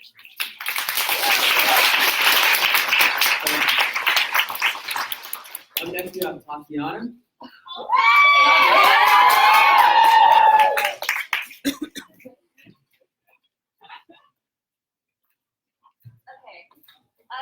Photos are encouraged because I put a lot of effort into my look today. And quick trigger warning because I will be briefly mentioning things that may be disturbing to you. Alright, so to Senator Chow, as someone who grew up in the church and was deeply religious for most of my life, I understand that you are trying to serve God. I know you are trying to love people by directing them towards what you believe is truth and what you believe is best for them according to your interpretation of the Bible, because that is how many churches teach Christians to love queer and trans people. However, I would argue that this is not love at all because of its effect on the queer and trans community. Personally, I deal with a lot of spiritual trauma, and due to my experiences, the church is a very triggering space for me. I do not engage with Christian spaces anymore for fear that my experience will send me spiraling into depression again, or worse. And my trauma is in part caused by the so-called love of people like you. Queer and trans people are much more likely to experience mental illness, self-harm, and suicidal tendencies because of the love of people like you. So in short, the effects of your so-called love are the exact same as the effects of hate. Why is that? If this is what you consider love, then please stop loving us and simply respect us.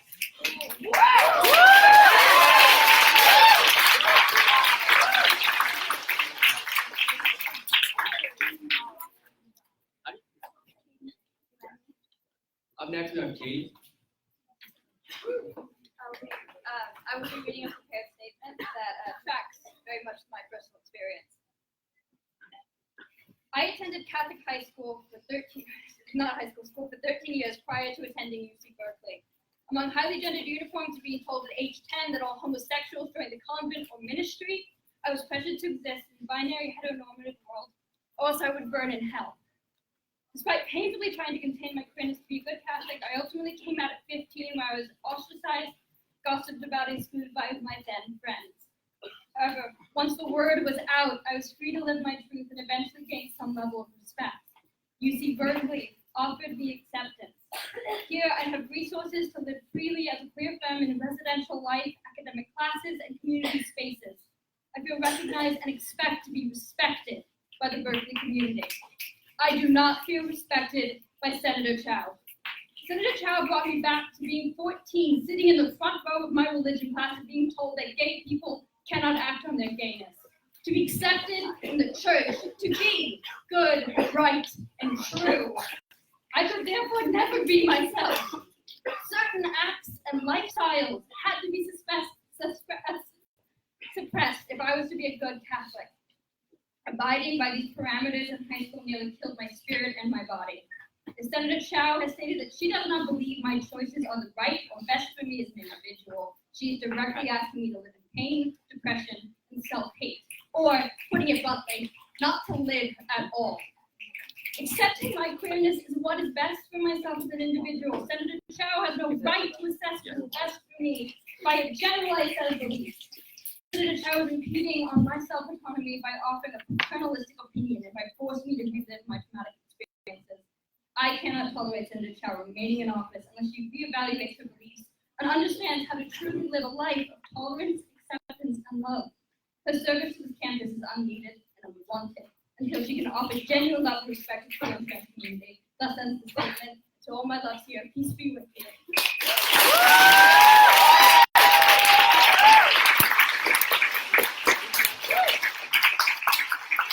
Up next, we have Velocity. So the mic here we're trying to configure in the back, and I believe this one is a little louder, so you can use mine instead. Alright, it's gonna be a bit of a trouble.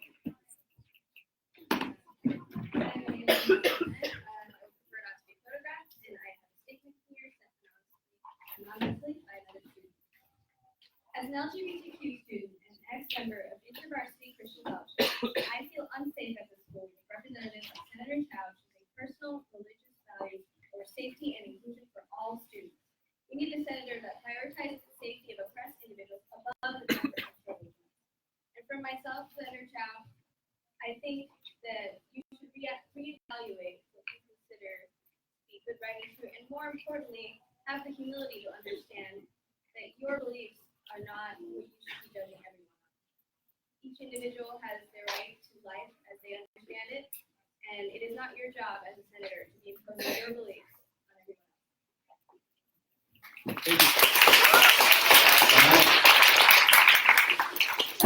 Don't overthink it. It's bridge. There's no bridge? Yeah. Awesome. Up next we have Britt. Whenever you're ready. That's okay. I understand.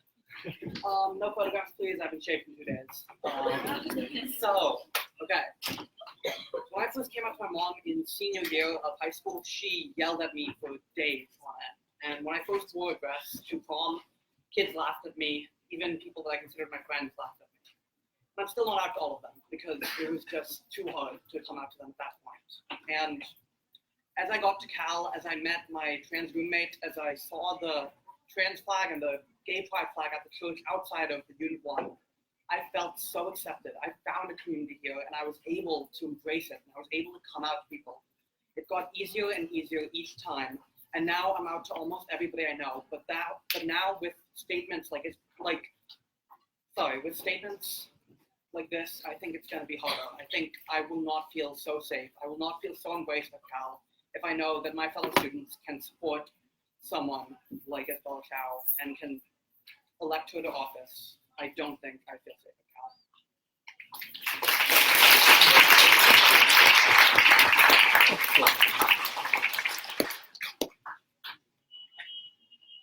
Up next we have Emma.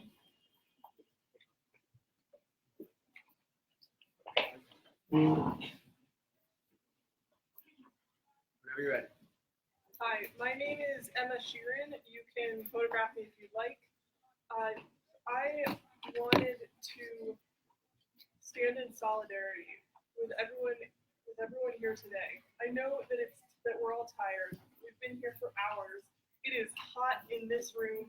I know I personally am wishing that I had worn more comfortable shoes because I have been standing with all of you literally here today. And I want to encourage everyone in this room to continue standing literally and figuratively with the queer and trans community here at Berkeley. I know that Senator Chow, you have been attacked and your beliefs have been questioned all night. I understand that you hold your beliefs sincerely, and I understand that everyone else in this room holds their beliefs sincerely too. Your beliefs are not the question here. Your fitness to represent the community standing around you here tonight is. Whether or not you choose to resign, I just hope you feel the energy of those around you and the support for the queer and trans community here around you and the community that you are failing to represent. And I hope you take that into account. This community around you here who deserves your love, who deserves your respect, who deserves the love of Jesus just as much as you do, as much as I do. And I'd like to close with this Bible verse. Let love and faithfulness never leave you. Bind them around your neck. Write them on the tablet of your heart. Then you will win favor and a good name in the sight of God and man. Proverbs 3:4. Thank you.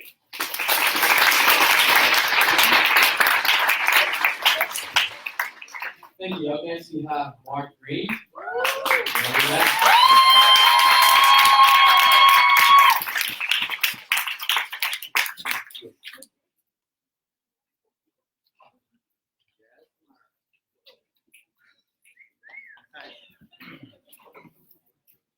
So, a couple of things from the beginning of public comments have really just been burning in my head.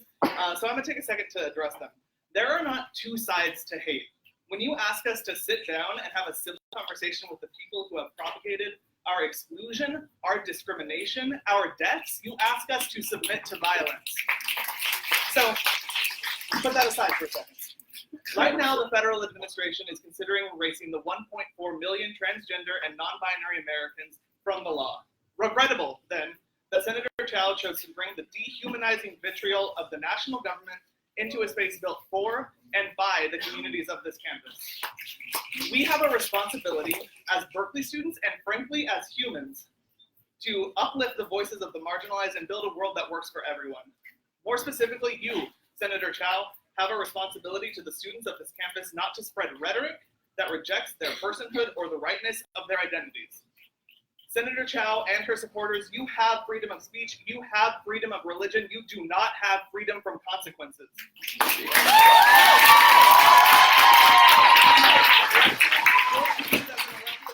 This body rejected thousands of students of this university and have distorted the Christianity I was raised with and the words of a God I love.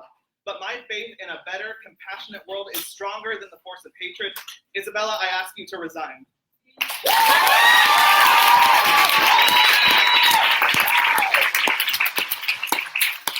Next, we have Emily.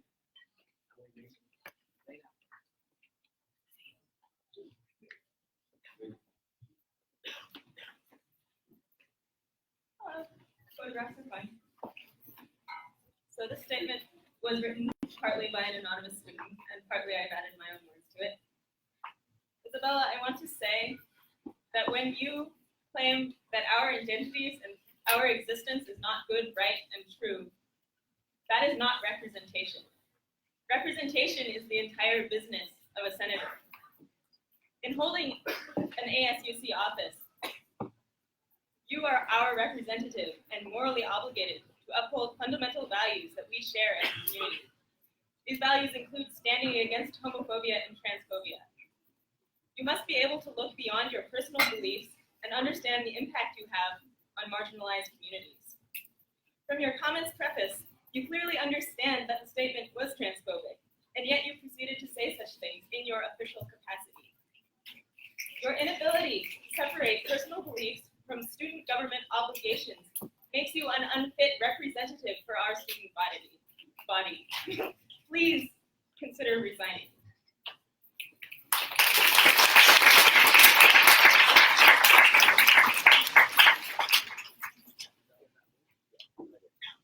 Up next, we have Zara.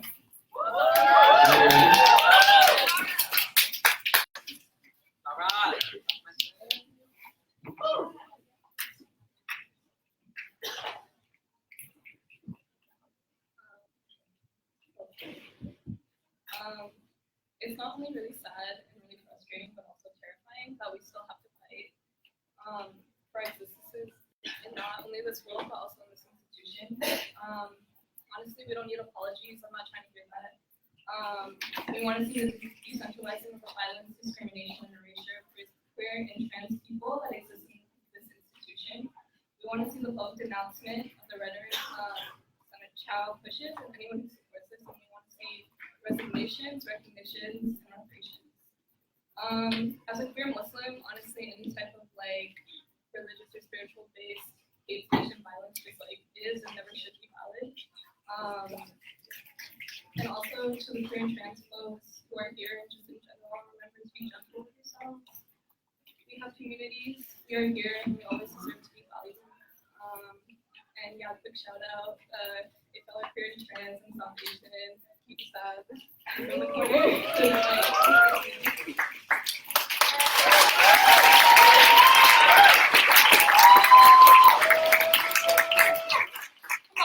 right.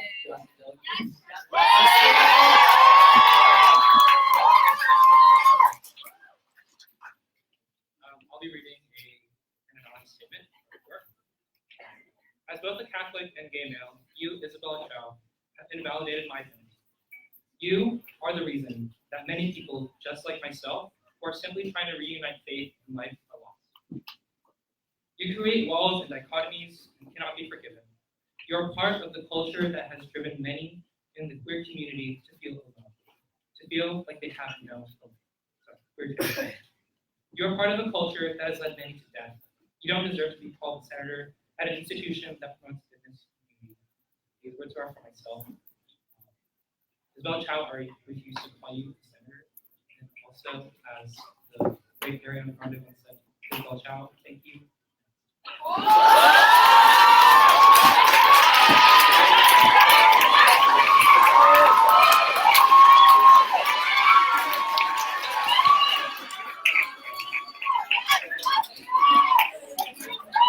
All right, up next we have Brenda Garcia.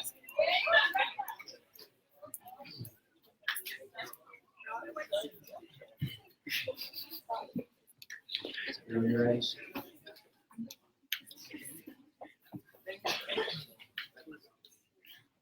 I'm here to read a statement, an anonymous statement. As a high school senior wishing to attend UC Berkeley, Senator Chow's statement and interests deeply concern me. I come from a diverse high school with many proactive and high-performing students. Our demographic makeup consists of minorities, over 90% of the student population. We understand our privilege, coming from the Silicon Valley, and strive to use it as a catalyst for growth in our communities and to support marginalized groups. But privilege is not a right, it can be taken away. As I read Senator Chow's statement, I fear that my peers and I will have to overcome unnecessary barriers in order to succeed. I fear that as minorities, we will lose all recognition and visibility we have fought so hard to achieve the slightest of. To my understanding, Senator Chow has been elected because the student party believed she would represent the bump. Once in position, however, she expresses sentiments that dehumanize the LGBTQ community, clearly acting in her own interest. I do not believe she expressed these values during her campaign. Senator Chow claims the LGBTQ community deserves love and respect, but I believe that in order to respect each other, we must be equal. As a prospective student, I fear that my queer friends and I will be underrepresented at an institution built on the foundations of progressivism. We must stop enabling individuals such as Senator Chow and their pursuits for power if we wish for equal representation and growth.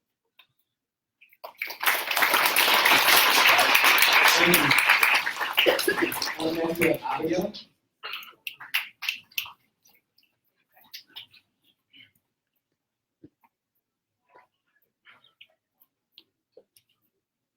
Hello, I'm going to be speaking on behalf of an anonymous student. As a queer Muslim who grew up in a very conservative environment, I was filled with shame for years about my sexuality. Coming to Cal, I felt welcomed and loved by those around me, including other Muslim students. I met other queer Muslims for the first time. Senator Khan, the Memza senator, voted to protect and affirm us while you abstained. Senator Khan and EAVP Nuha Kapte are two prominent people in the ASUC who are religious and who are affirming towards all people. Your religion is not an excuse. It is a smokescreen that you hide behind, cloaking your bigotry and hatred in empty language of love and validation. Other religious members of the ASUC have exhibited how to bring their faith into their work.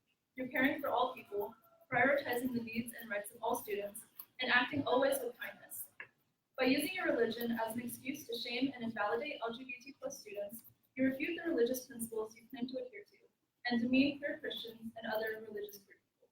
Thank you. Thank you. Up next we have Madeline. Yes. Good. Making sure. Whenever you're ready.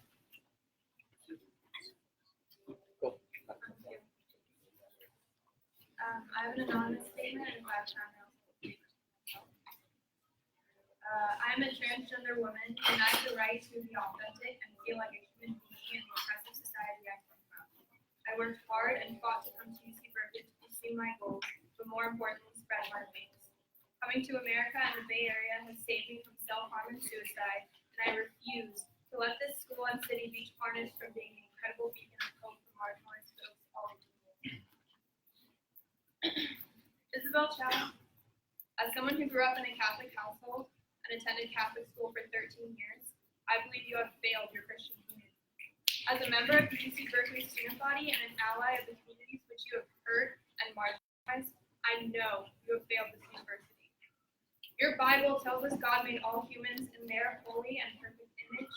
If you believe that, then you should understand and know that God is queer, God is gay, God is trans, God is intersex. The hatred and bigotry you are directing towards these individuals and these communities is hatred and bigotry that you are directing towards the beloved and perfect creations that your God created. You should be ashamed and you should resign.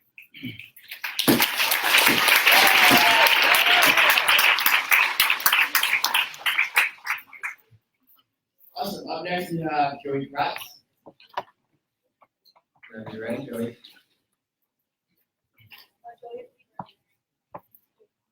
Okay, gotcha. So moving on, Riley. Are you still here, Riley? Final call for Riley. No, they left. Gotcha, cool. Steven. Steven Yang. Awesome. We're ready.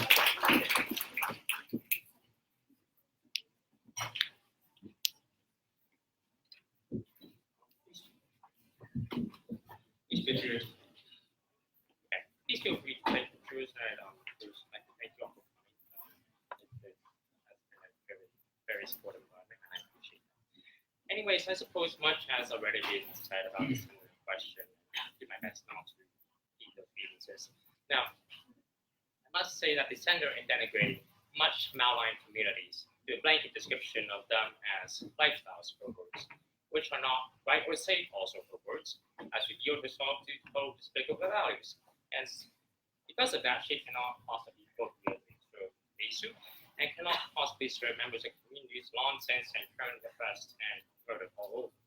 What appalls me is the center's attempt to hide her actions behind a veneer of Christian thought. I doubt it is purely Christian in nature. If she holds its despicable views, she should at least be honest to the greater community and come out as the homophobe and transphobe that she is. I request the sender to gather up what scraps of ill-gotten honor she has left and resigned for the sake of the community which she claims to serve. Thank you.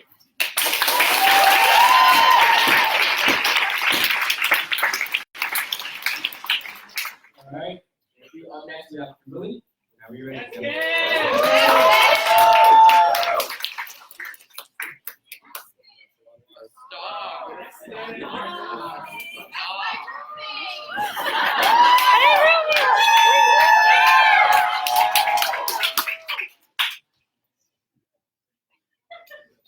We're still going to photograph me. Y'all can take as much photos as you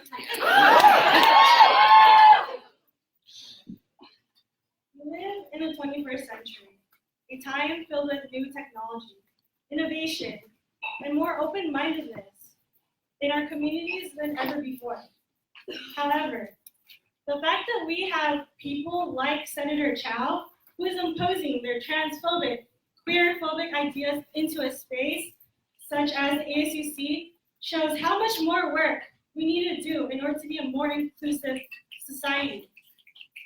As a member of the multicultural spaces, such as the Bridges Multicultural Resource Center, the Latino community, and even as a Catholic, I found these spaces to stand for equality and inclusivity.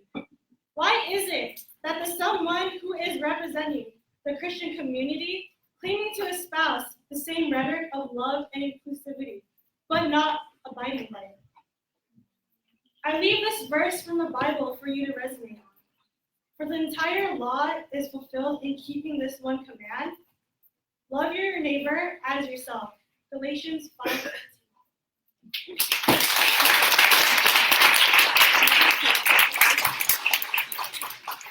Yeah, so, sorry. Point of order, if there's more seats now, so if you all feel comfortable with like seats, you can all sit right here as well. Just letting you know. Up next, we have Rashi. Oh, Rashi! A lot of people in the live stream are complaining that they can't hear. Can you ask if people speak directly into the mic? They can also lift the mic up. Yeah. Okay, so another point of order. So if you are a public commenter, please put the mic very close to where you're speaking, just so folks can hear. Because there's a lot of folks watching the live streams right now. So they would also like to hear you. So if you do that, that'd be awesome. You can also lift and move around the mics, take it off the stands, whatever you'd like. The mic yours. Okay. Sorry, up next we have Rachel, whenever you're ready.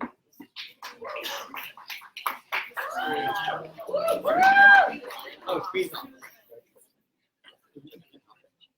Thank you.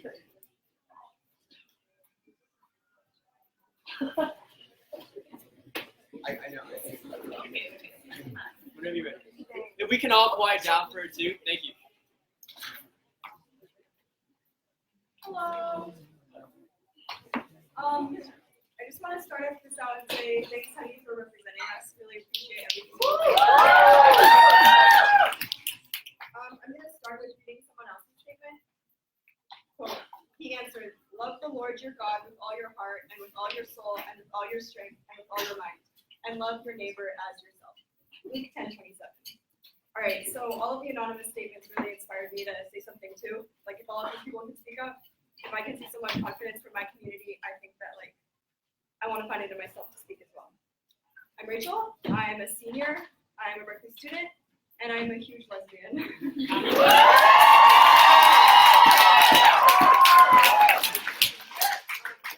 I don't know. I just want to tell everyone in this room that this isn't a lifestyle. This isn't a choice. You know, I'm sure some of us have spent a lot of our time thinking about who we are and what that means, in whatever community we're part of.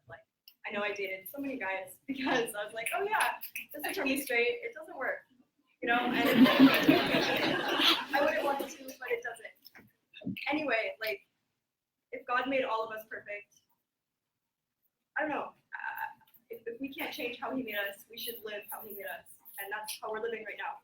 And I don't know, just learn, learn and listen to us, and I hope that your love will be able to extend to this room and to the way you vote and the way you represent your community. Thank you.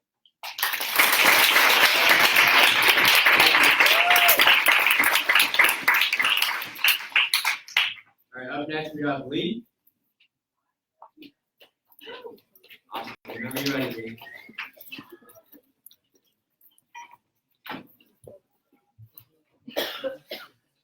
No photographs, please. I'm a non-binary and bisexual person, and partners Catholic, and I love him so much because he has brought to me nothing but love, patience, and support for what I've been part of him, and he has also been a fellow support for many of his friends in the community. So it's our ASUC Berkeley with a bit more acceptance for LGBT community. I'll end with a quote. If I speak in the tongues of men or angels, but do not have love, I'm only a sounding song of a plain spirit. Corinthians 13:1. And to my queer and fellow parents and folks out there, I love you, and please take care of yourselves tonight. Good night.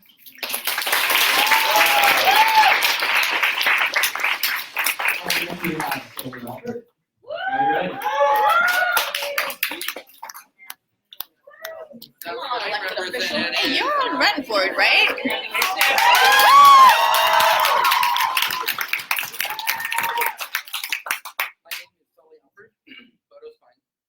I am the straight son of lesbian mothers. My mothers have always loved and supported me. They have given me everything that loving parents should. My mothers choose to be lesbians as much as they choose to breathe, to have their hearts beat. I am the straight nephew of lesbian aunts and a non-binary auntie. Most of my queer family works in the healthcare sector, working every day to heal the sick and bring comfort to the afflicted. They are a positive, holy force for me, our community, and the world. My family is queer. They will not be erased. My community is queer. They will not be erased. My family, my community, is good, right, and true. My community deserves to know that they are respected, loved, and uplifted in this space. Tolerance is not enough. Senator Chow, you are a leader in our campus community. As a leader, you are asked to make difficult decisions. I am a secular Jew, but I would like to read you a quote from a religious Jew that you might recognize.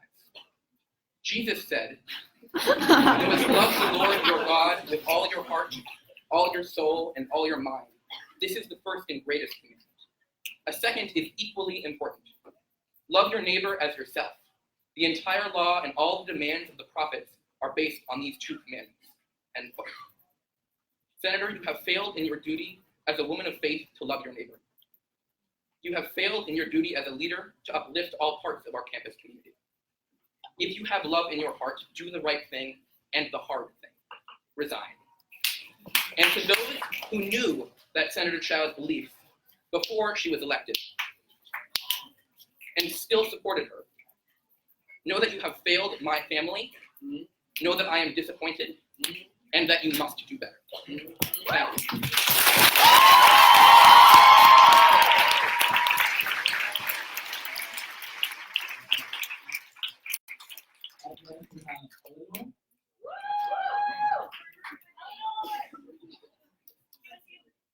Are you ready?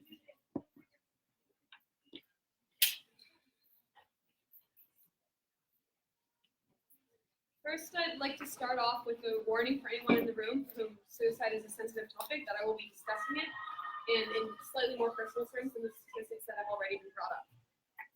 It'll be 2 years ago, as of this Saturday, that my friend Callie killed herself. She skipped school and ran straight into oncoming traffic, 9 days after she had submitted her early action application to UVA.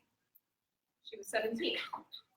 She chose to end her life after 2 years of her parents isolating her from all her friends and forcing her to attend conversion therapy sessions weekly, because they, like Senator Chow, believed that her queerness was a lifestyle that was not best for her, that her bisexuality was not good, right, or true, and that in the long term it was better for her to deny who she was and live a lie. They wanted a good Christian daughter. They got was a dead daughter. They acted out of what they thought was love, but the reality is any love that erases queer identities is not love at all, but violence. In any given year, almost 1/3 of queer youth will attempt suicide, according to the CDC, about 29% precisely. Most will fail, some will not. Many attempt suicide after spending their whole lives hearing comments like Senator Chow's, after internalizing the message that who they are is wrong in the eyes of God, that who they are as a person is not their identity, is not who they are. It is a choice or an act or a lifestyle, that they have been negatively influenced by those around them, when the reality is they are queer, and that is okay. That is good. That is right. And for them, it is true. It is their truth. Comments of bigotry must never be given a platform. The Senate, the ASUC Senate at UC Berkeley, is a platform, and it is a tremendous platform. There are people all across the nation who look to Berkeley as a beacon of hope. Senator Chow must resign if she is to allow Berkeley to remain that beacon of hope to queer people across the nation. Thank you.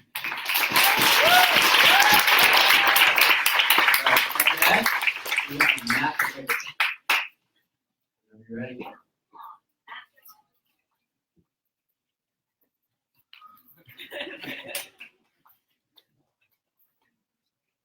I love you, Matt.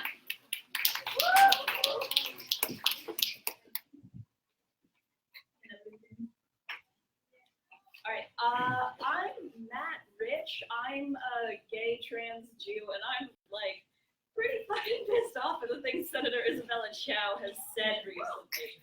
I was the poor unlucky bastard who had to transcribe the shit you said. And let me just tell you, it does not get better with re-listen. All right, let's just start with this. There were, at least given my understanding of the recordings, 19 or 18 other senators in the room on Halloween. Why is it that only Teddy Lake responded to these comments? Teddy Lake was speaking for her community and for herself. Why was no one else speaking? Solidarity does not happen only when there is pressure. It needs to be consistent. It needs to be a lifestyle, a platform, and a consistent choice. Speaking of consistent choices, Senator Chow, the idea that you could have any idea whether or not my identity is the best for me as an individual is absurd. God, in the words of Senator Teddy Lake, I am shaking mad. I swear to God, if anybody here, oh God, anyway, don't fucking do this again. Former Senator Isabella Chow, do not, when given a platform, betray us again. We are watching.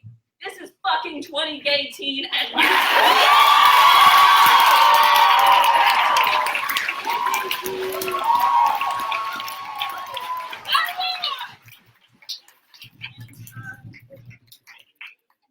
also, I just wrote here in big letters, words mean things, use yours better.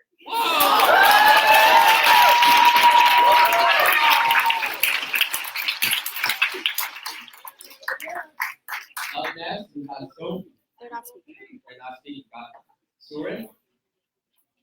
Yes, Soren. Whenever you're ready.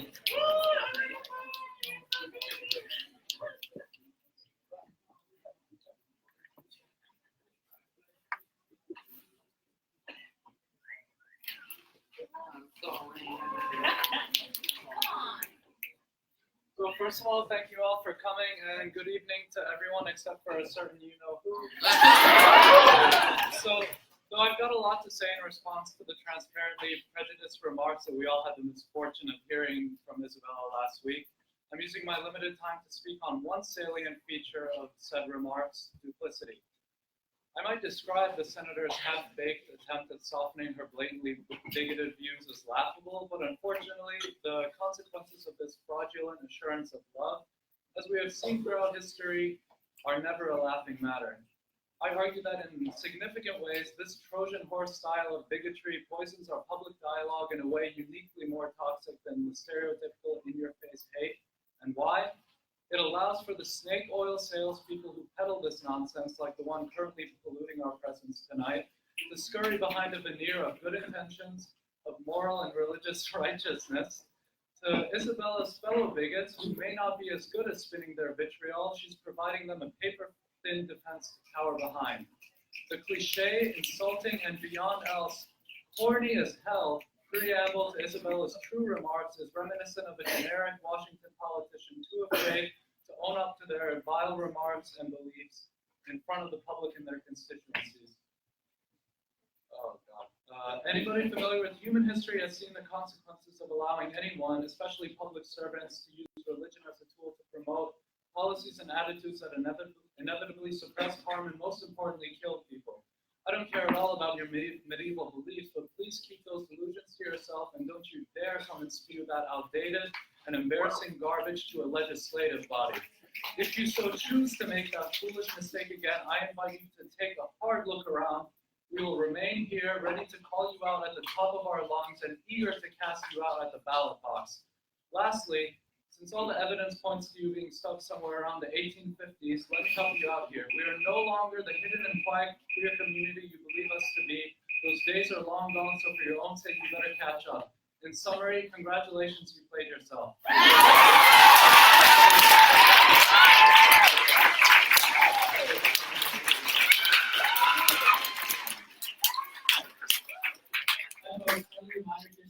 Move out pathways to the exits if you want to leave, and try not to lean in too close because the light and the screen might just go off. All right, up next you have Rabia. Can you guys hear me? Loud, clear. Okay, cool. All right. So I'm Rabia. I'm Vice President of the Pakistani Student Association, and I stand here as Pakistani and Muslim to announce that we are with the LGBTQ community. I believe that both relationships and religion come from the root of love.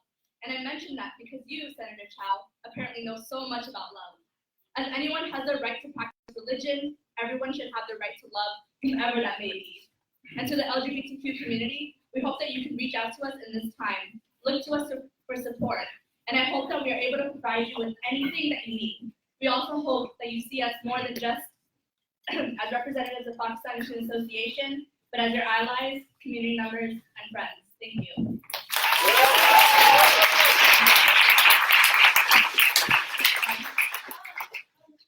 Yes. That is correct. So, clarify anyone can continue that public comment. That is what it verbatim means for the public to comment. And just let us know, fill out a piece of paper, and we'll add you to the list. The list should be up there for clarification of who's going next. Thank you for making this go smoothly. Awesome. No, unfortunately not. Yes. So, Bilal, you're up next.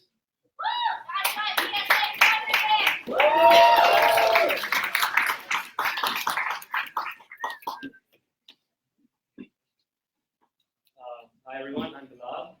First of all, no photos please. Cameras can handle this anyway.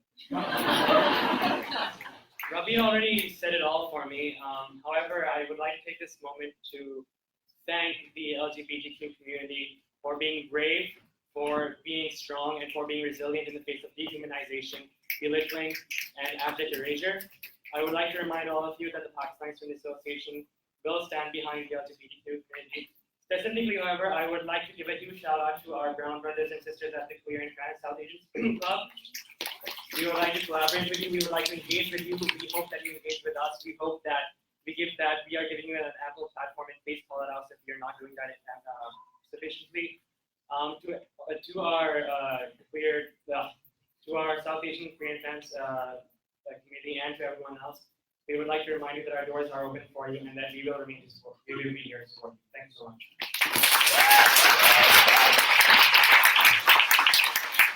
Up next we have Eric.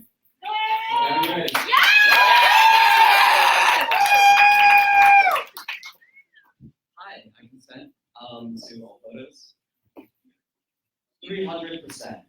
Phone calls to the National Transgender Suicide Hotline increased by 300% after President Trump announced his intent to exclude trans and non-binary individuals from Title IX protections. This statistic is relevant because the above Title IX changes were indirectly supported by Isabella Chow. But more importantly, the data demonstrates that anti-LGBTQ rhetoric isn't just words. It has real, deadly consequences. That's why I'm here tonight. This isn't manufactured outrage. This isn't hand-wringing over political grievances. This isn't saving face. I condemn Isabella Chow's assertions, not because they're different from mine, but because they're dangerous and inherently prejudiced. I was born and raised in the oldest Catholic parish in Virginia, and I understand why Senator Chow mistakenly justified her prejudice religious belief. I used to hold those opinions myself. However, people can change through honest conversation. I encourage Senator Chow to engage in dialogue with queer-affirming Christian communities, and hopefully come to realize that an LGBT existence is compatible with the law of God. Senator Chow, I do not hate you. That being said, I need you to realize that your comments are unquestionably reprehensible. I'm open to discourse, but questioning without validity of queer and trans individuals is not debate. It's bigotry. And the bigotry can never be entertained, even to the slightest degree. Period. As a proud gay man trying to let God back into his life, I respectfully call for your resignation. Thank you.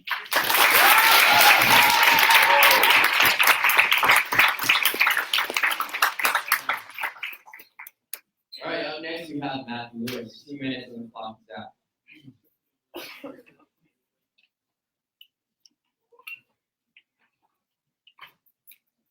Matthew!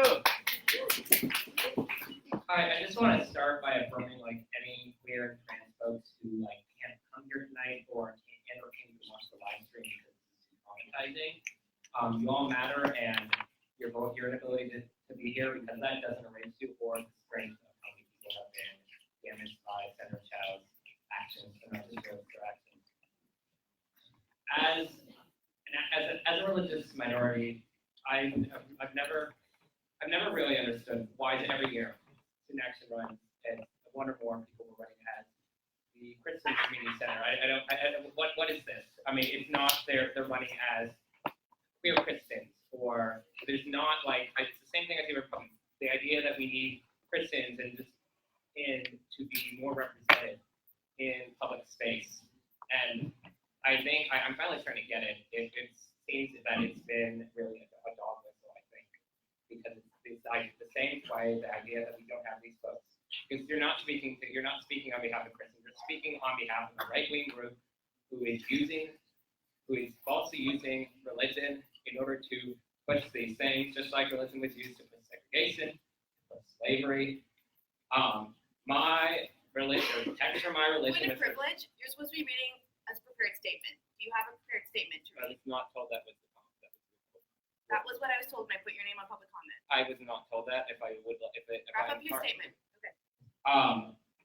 My texts that are the same text as yours are the ones are call for stoning people. If I ask, do you think I do not for stoning people if they have sex before marriage, they have gay sex? I don't think that you or I think these are true. So I ask, why is it that you are? Why are you using these texts? Why are you manipulating text to do this? Because if you believe that we should act this way, then I presume we have to act that way on all, and I don't think you believe that. I ask you as someone. Thank you, Matthew. Your time is up. Don't. I'm sorry. I will have to cut you off. Thank you. All right, moving on. We got Manny. Whenever you're ready.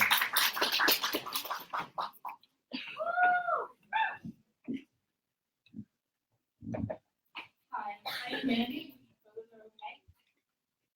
Senator Chow, there are 41,000 students on this campus, 10% of which identify as LGBTQIA.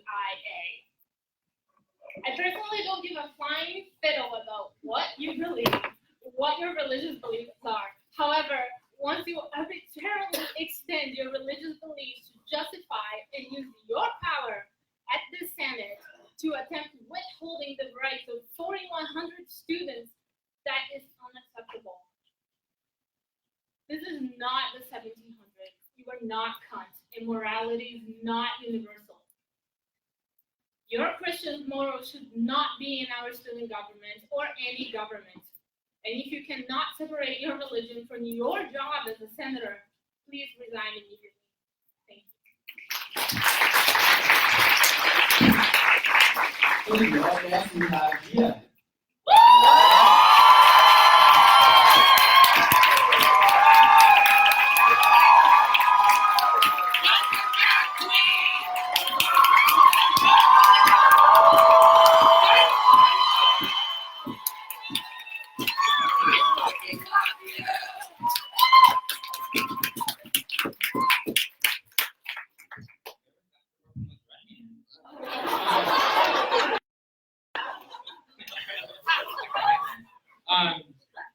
I want to start with a scripture that speaks to me from Grandi 6:14-18. Scripture says, you love it how I move you. You love it how I touch you. I won. When all is said and done, you believe God is a woman.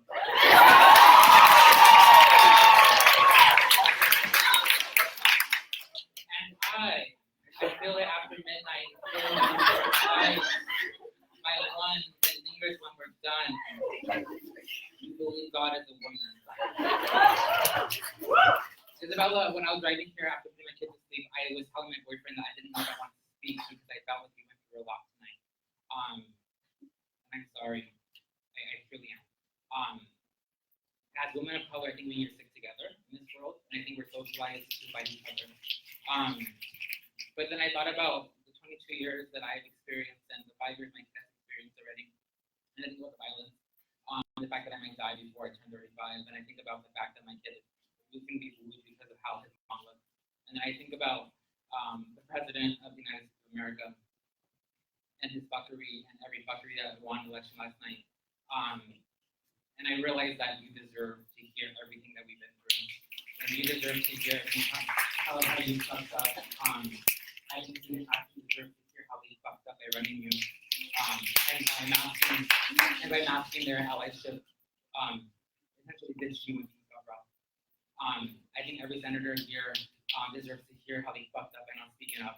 So every executive officer deserves to hear how they fucked up by not speaking up.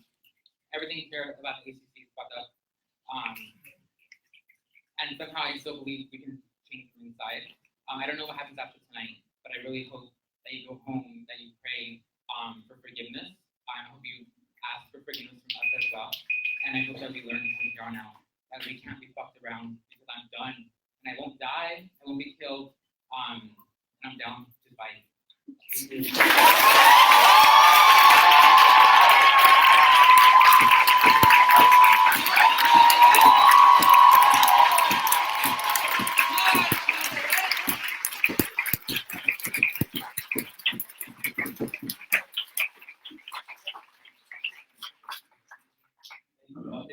Thank you.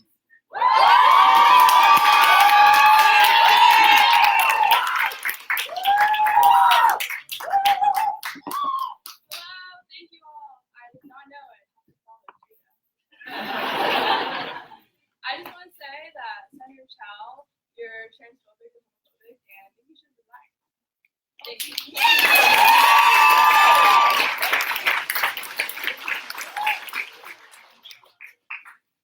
Up next, you have Colleen Murdoch.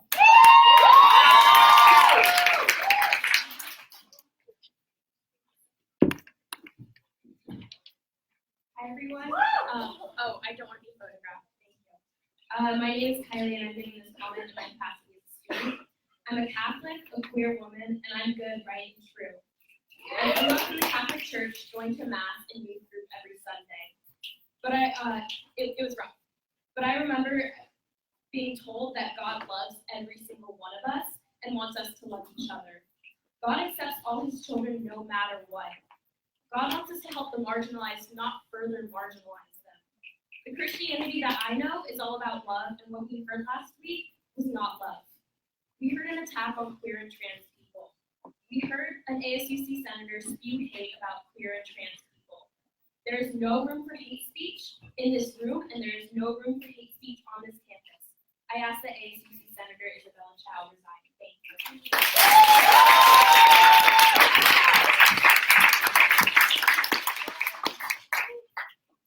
Up next, we have Amit.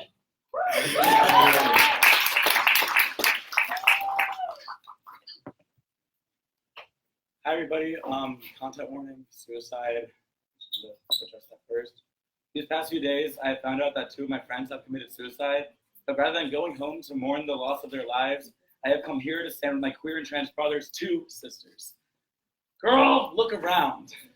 If you don't choose to resign or change your ways, you will see us next week, and the week after, and the week after, and the week after, and the week after, and the week after, and the week after, and the week after. We're not going anywhere. We are here and we are queer.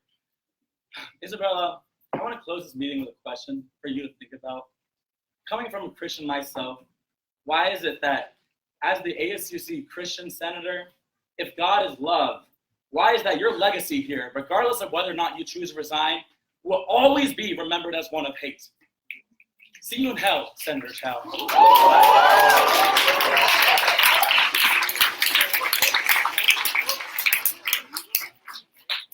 Up next, we have After You.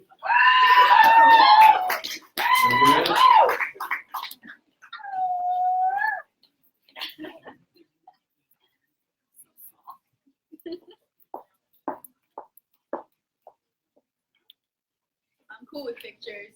Can y'all hear me? No. Can y'all hear me? Yeah. All right.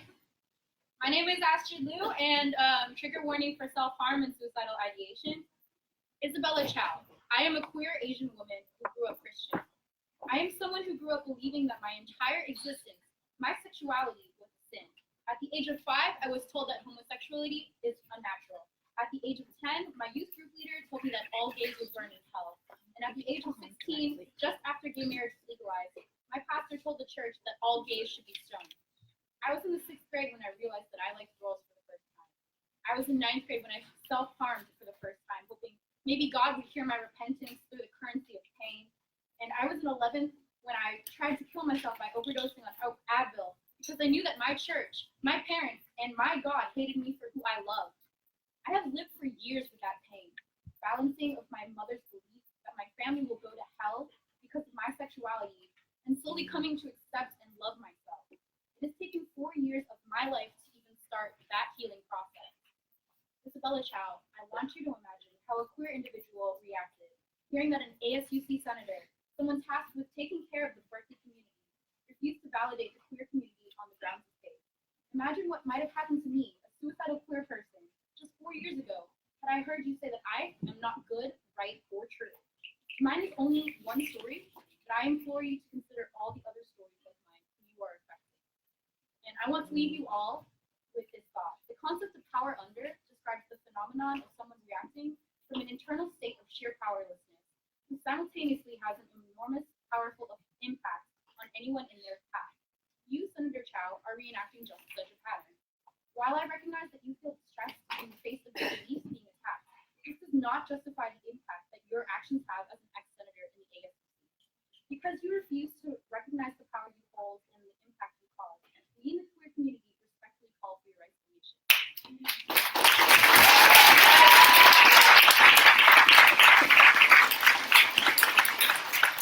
Alright, up next we have Nathan.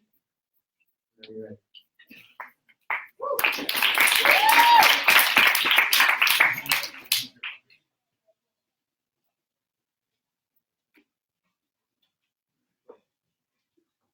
Well, I want to thank whoever spoke earlier. I'm sorry, I don't remember your name, but you said to speak up. You said allies should speak up, and I want to speak up today.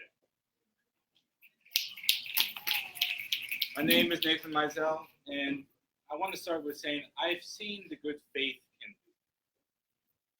I know for my experience, my family in Uganda built a church for many years. Now there's a HIV/AIDS outreach program where people of faith dedicate their lives to helping others struggling with that disease. But I also know Colossians 3:22 that says, "Servants, obey in all things your masters according to the flesh, not serving to the eye as pleasing man, but in simplicity of the heart, fearing God." These very words in the Bible were used to justify slavery as fair, right, and true. And yet we now know it to be so incredibly wrong.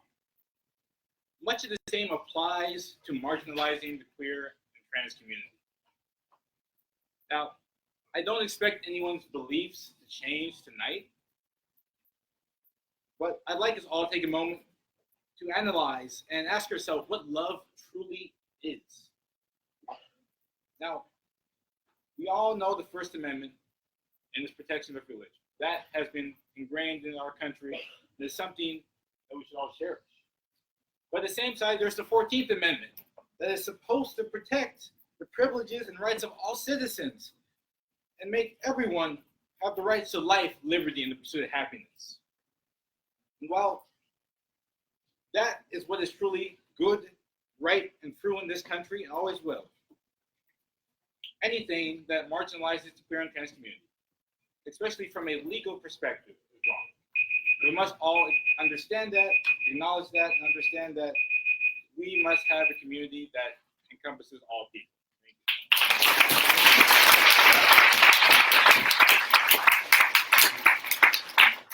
Up next we have Manuel.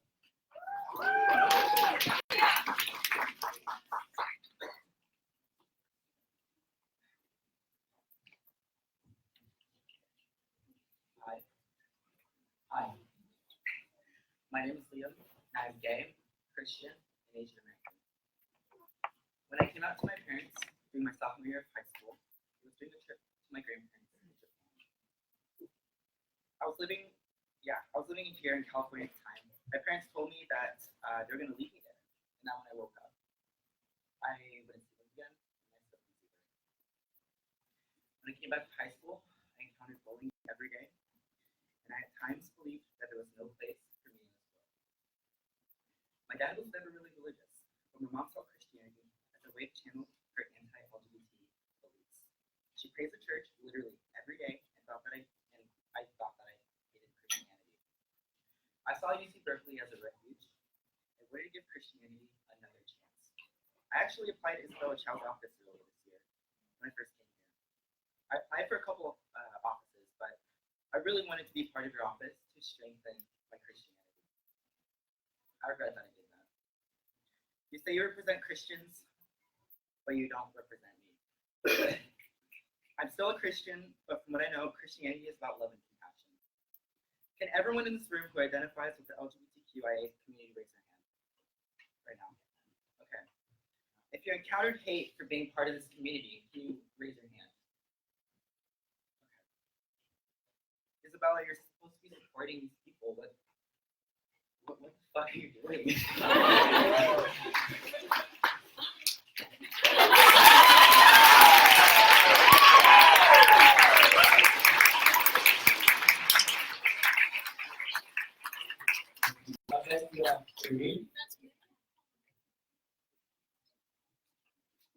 Take your time, whenever you're ready.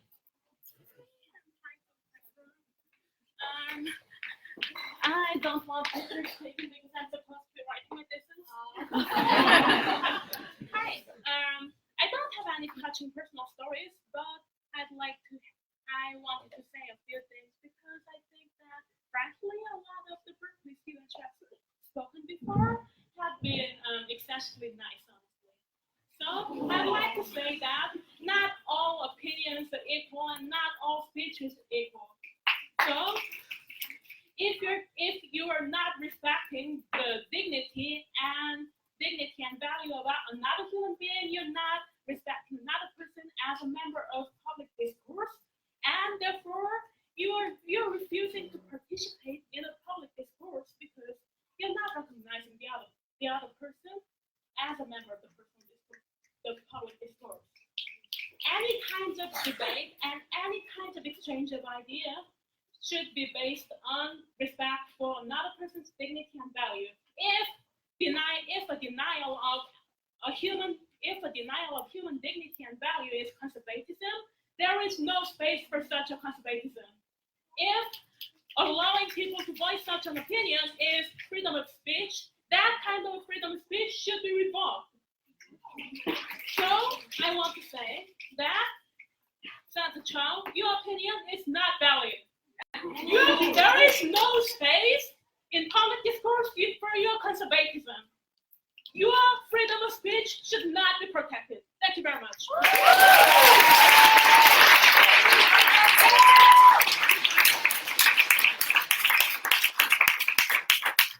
Up next, we have Rachel.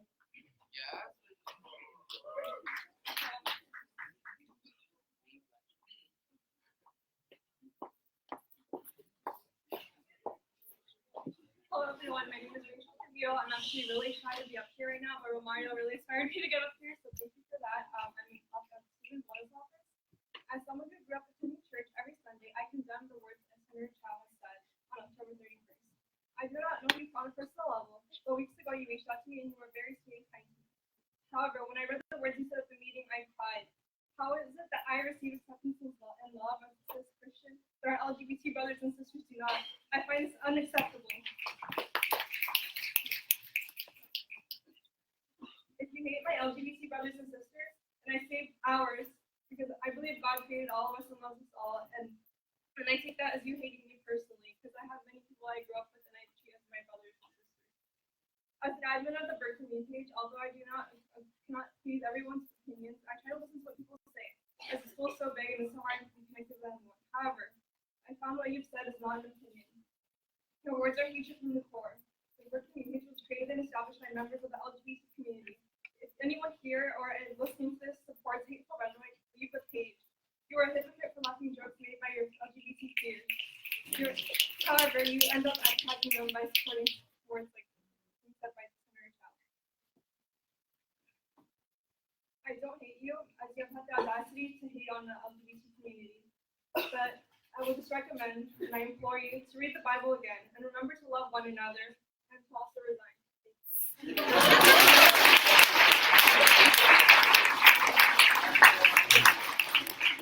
Up next, you have Bruna. Awesome. Very ready.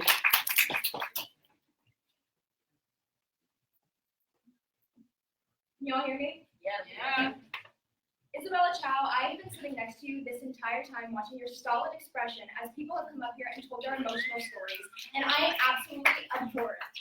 My mother is the most devout Christian I have ever met. She goes to church every single Sunday, prays every single night, and you know what? She is queer. She is a bisexual woman. And unfortunately, she married a person who is very homophobic, who told a 7-year-old child that being a lesbian is a disease and they're trying to find a cure for it. Your speech enables this sort of rhetoric to children who are queer and struggling with their own identity and struggling with mental illness. When I was 12 years old, I heard from a church official, we're not trying to control who they love, we're trying to control how they love. I think they're trying to control who we are, and that is not acceptable. It's been said before, and I will say it again. We are not upset at your vote. We are absolutely appalled about your unnecessary, hateful speech that is absolutely detrimental to the LGBTQ community. I respect that you have your First Amendment right to say whatever you like and the government won't oppress that. But we have our First Amendment right to demand representation and to demand that you step down from office. Your speech enables violence, it enables hateful comments, it enables people to feel as if their identities are invalid, which is absolutely not true. I happen to be an economic conservative, and I'm still fucking queer. You cannot say that you represent conservatives here at Berkeley, because you certainly do not represent me. And being homophobic and transphobic is not inherent in being conservative. Love is patient, love is kind. Love does not have to be heterosexual. Love your neighbor, not me, your cis neighbor. Isabella Chow, I beg you, resign.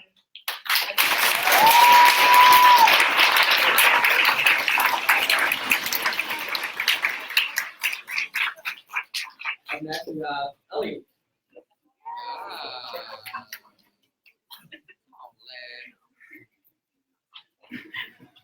Hi everyone. Can everyone hear me? My name is Elliot. I'm queer and I'm Christian. I'm also a graduate student. I'm not sure why I'm here, but that's okay.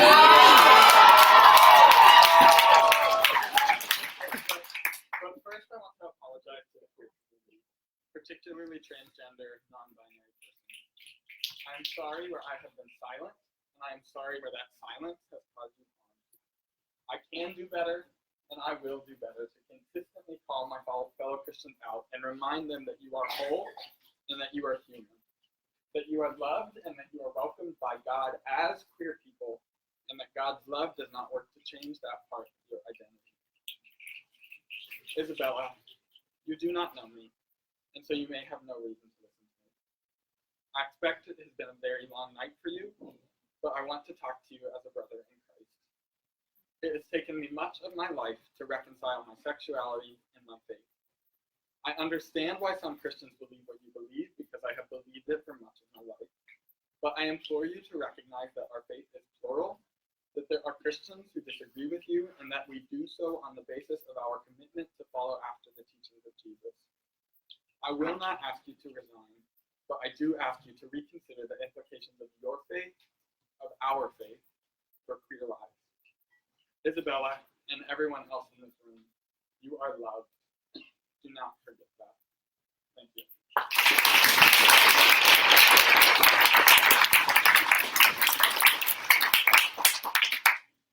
Up next, you have Brian.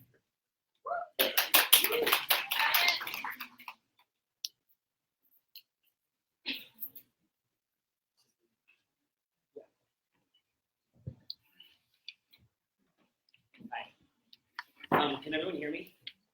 Sorry, I have this mic hold. Hi, I'm Ryan Goof. I have been a Christian my entire life. I was born and raised in the church. I was confirmed at the age of 12 in the Presbyterian Church. And through all of that time, it's always struck me that the only place that I have ever found unconditional love is the church.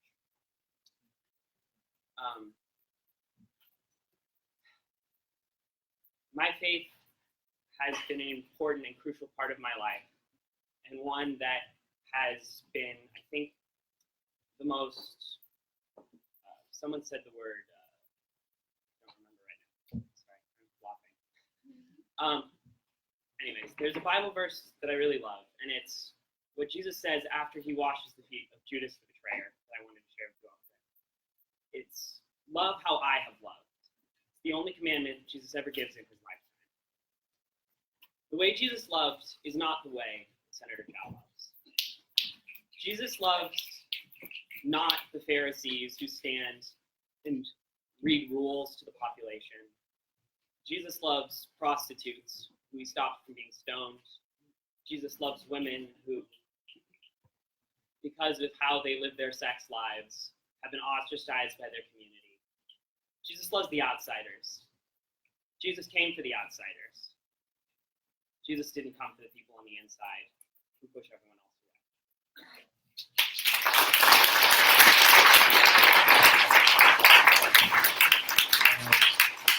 Next, we're asking from Ralph Young.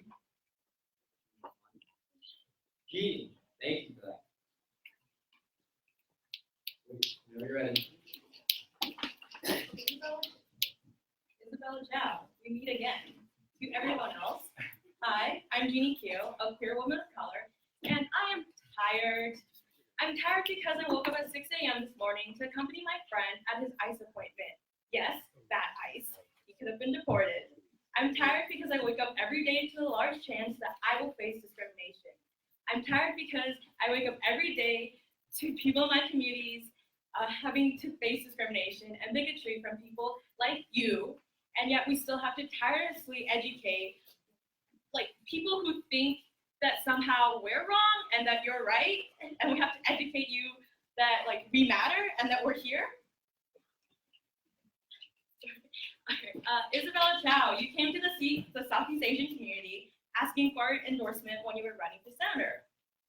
More specifically, you came to the Berkeley Cambodian Student Association to ask for our endorsement, yet we didn't support your campaign because we've been new. We've been new that you have hatred in your heart and do not represent the interests of the Southeast Asian community, the LGBTQ community, nor do you represent the interests of the Berkeley student body at large. Resign. Thanks.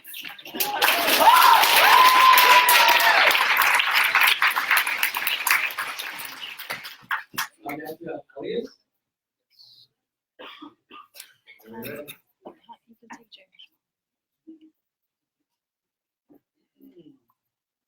Hello, I'm here on behalf of someone who had to leave early.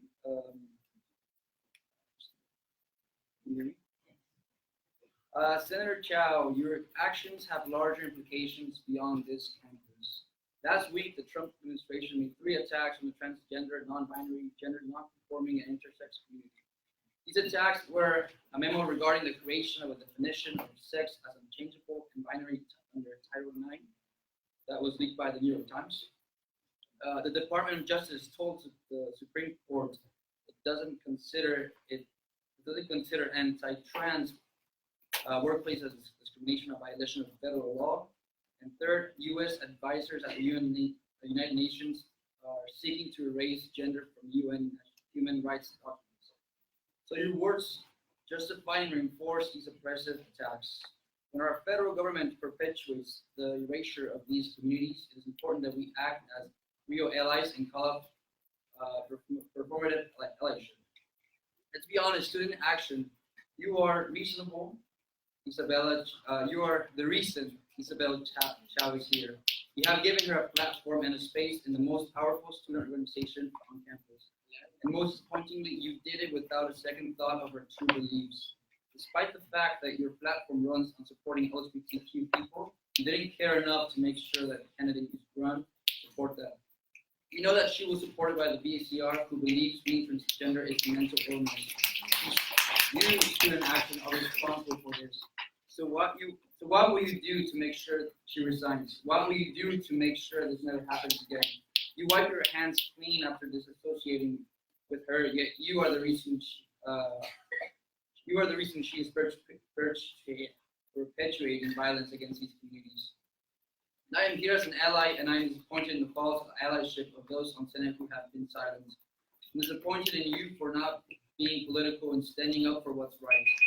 Then I remember that being silent is political in and of itself, so you should take a look at yourselves.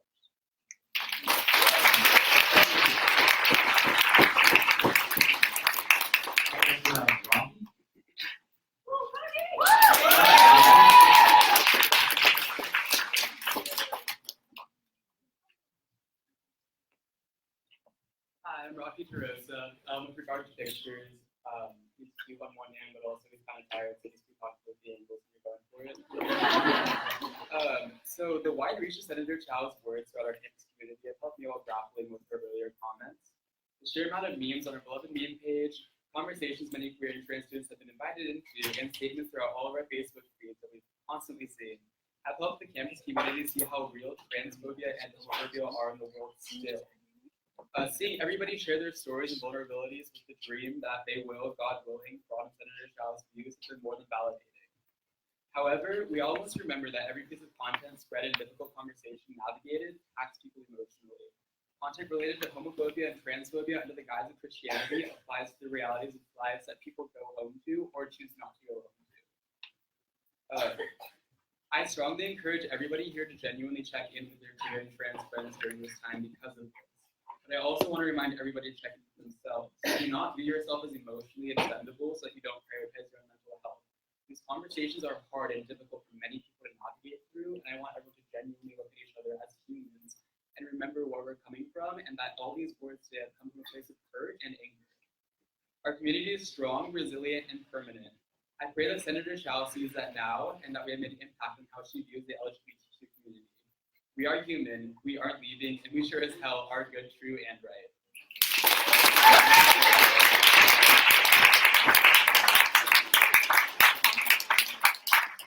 Up next, we have Sunny. 2 minutes, whenever you're ready.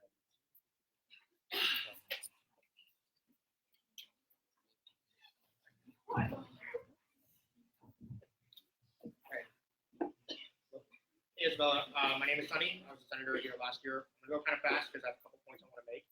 First, I just want to start by saying I find your beliefs to be absolutely despicable and horrible. I don't think you get to dictate what is right, true, or good. Second, I would just like to say that I highly respect your courage to stand up for your beliefs. I wish you had the courage to actually challenge your beliefs, but I would like to remind the room though that Senator Chow did choose to abstain in order to avoid compromising her morals, strong as they may be. I think the concept of abstaining is a very important piece of our democracy, and I just want to say she did not vote no. I just want to say that. There are many times on the Senate floor that I was outvoted 19-1, but I voted with my heart just as you did. Third, while I defend to the death your right to free speech, I don't defend to your right to not face consequences. I would like to thank everyone in this room for taking the time and energy to show Isabella the impact of her beliefs. Isabella, I really hope you take these to heart. And fourth, finally, ask the question of whether you should resign. I have no personal recommendation. I just ask that you think about it to yourself.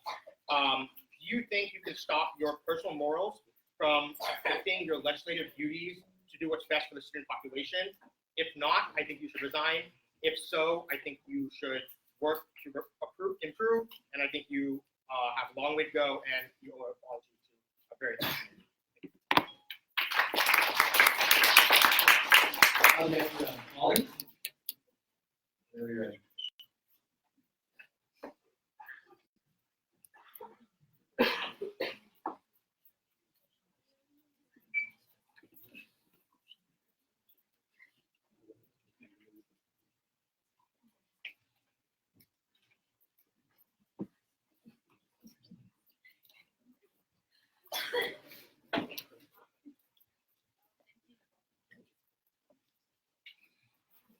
It seems to me that the central question in the room today is one of confidence in leadership, confidence in leaders. Senator Chow, I must admit that I did not support your resignation because I believe what you said was uniquely hurtful, because it was wrong. Now let me be candid, I believe it was, but I believe far worse has been said and far, far worse has been done and experienced by the people in this room today, indeed by myself. Yet since this question has come up, I've had to grapple with what such action would accomplish. Undoubtedly a conservative backlash, a public relations battle, which we may well lose. The moral indignation of the people present here would undoubtedly be met with a hate and an indignation stronger, more vigorous, and older by leaps and bounds. Yet I now believe it would be improper in the face of such criticism and an absolute loss of mandate not to resign. The people of this campus, and indeed the ancient and venerated republic, require confidence in leadership. And I am candidly certain that we can no longer be confident in yours. Thank you.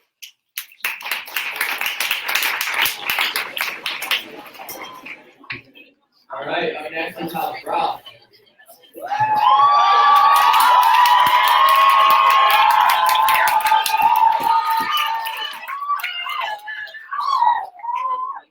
Dear Senator Chow, look at me.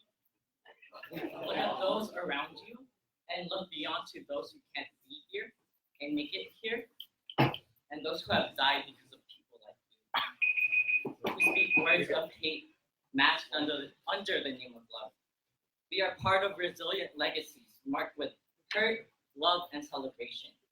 But for us, death seems always at the horizon, chasing us undisturbed and unwavering by the disproportionate numbers of beauty in our queerness and our transness and our simple right to be that death swallows whole because of people like you.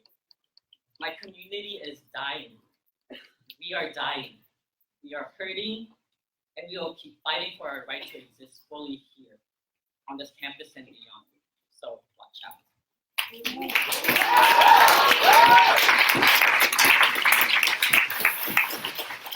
Next we have Alex.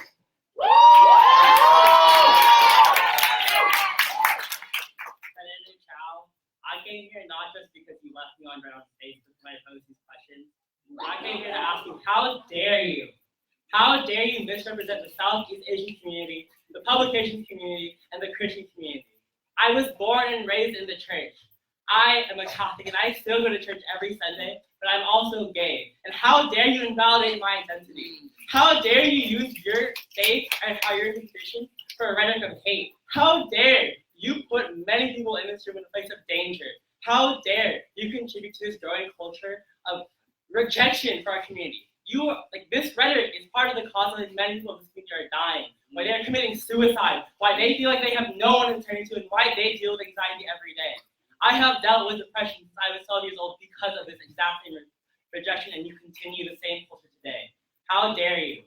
And if you don't choose to resign, at least do better. Thank you, resign.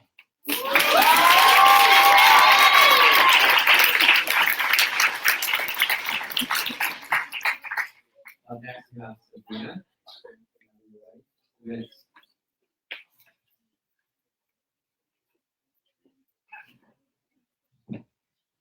Hi. Hello.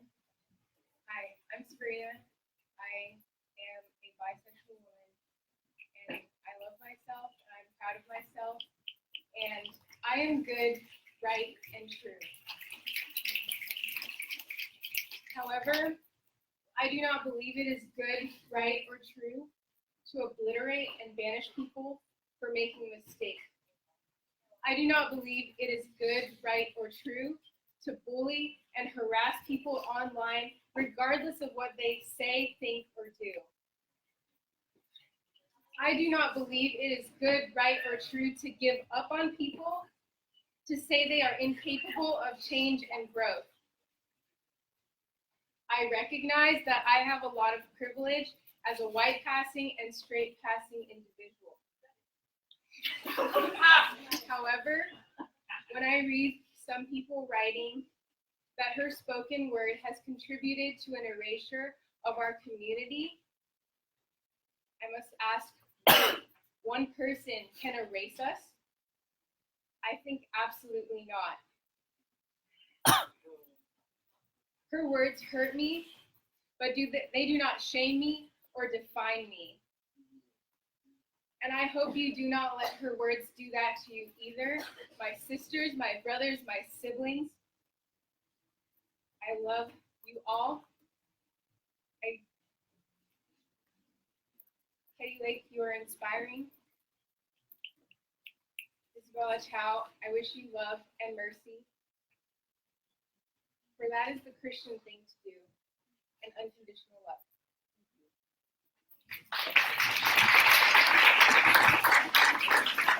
Next we have Jen. Are we ready, Jen?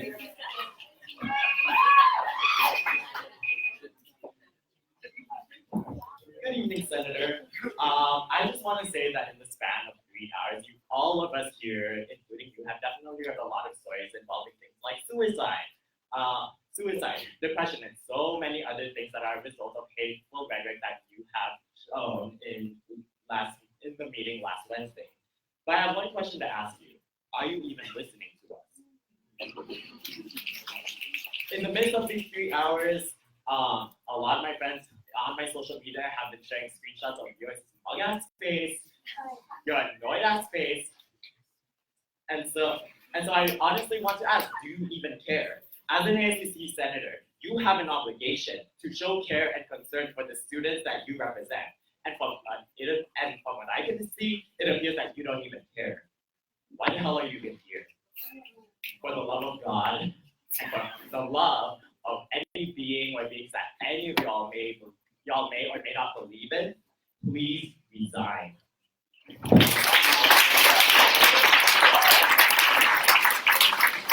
All right. Last one on the list, Emily.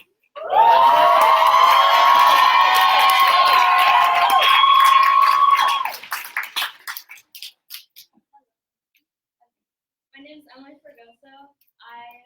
I grew up in a very traditional Mexican Catholic household, and for the longest time, I didn't believe that me being pan was okay. I always repressed it, and it was because of comments like yours, Senator Chow, that kept me in the closet and that made me feel like there was something wrong with me. And I've been trying. I used to pray all the time to make it go away because I didn't think it was okay to be who I was. But because of Berkeley, I've met so many people that have allowed me to be who I am and told me that who I am is beautiful. And I'm going to hold on to that. And I do believe that who I am is not wrong.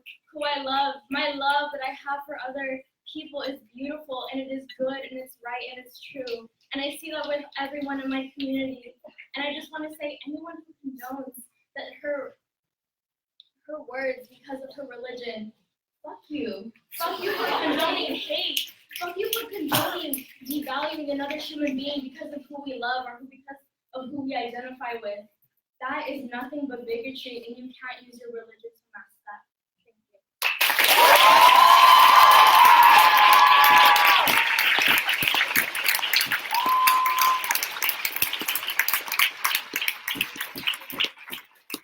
All right. When queer people are under attack, what do we do? Stand up, fight back! When trans people are under attack, what do we do?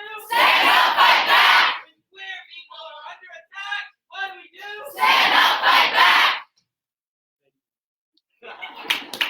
Thank you all for coming for your public comments. We really appreciate you spending the time here. So with that, we end our public comments and we will be going to Senate committee reports.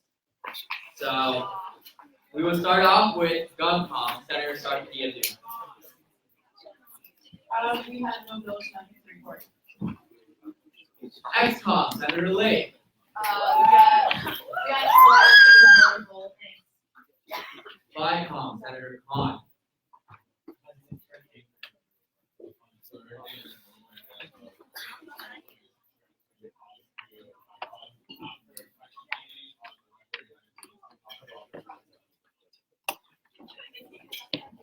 Awesome. So readjusting, we actually have official reports as well. So Claire, you will be doing CLO, SU, and Ken, why you turned it this way? whenever you're ready, Claire. 10 minutes on the clock. Wait, actually, motion for a 10-minute recess. Awesome. Can I get a second? Senator Wright. Are there any objections? 10 minutes to recess.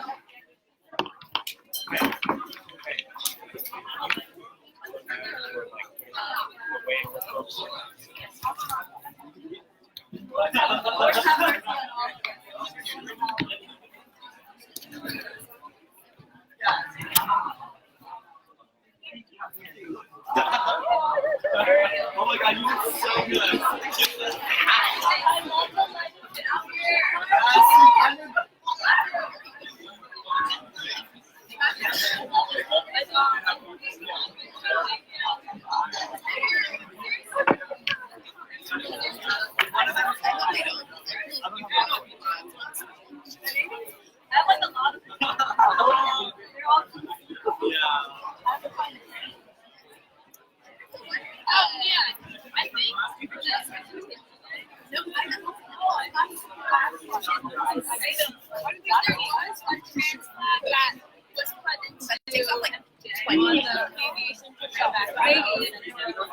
I might just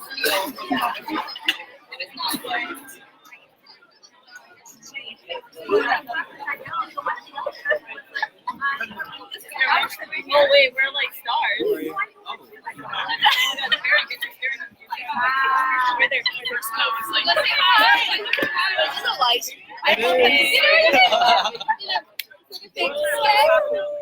It's fine. It's fine. Have a blast.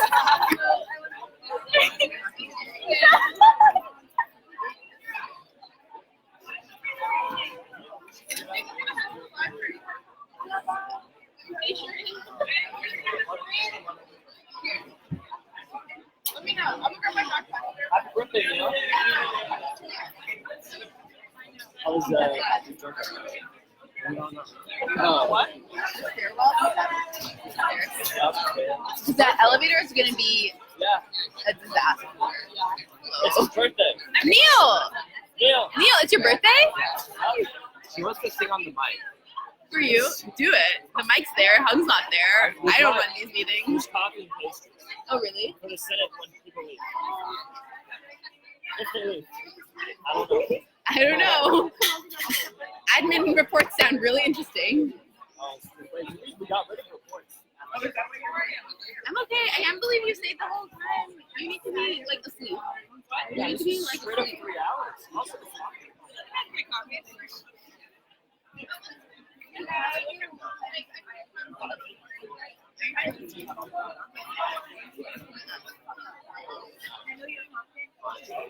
Vicente, what's on the agenda? All the appointed officials. You're staying? You didn't celebrate your birthday yet. Oh, sorry. It's not. Got it.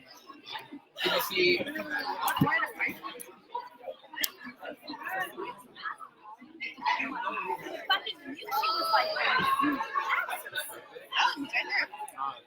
Sure.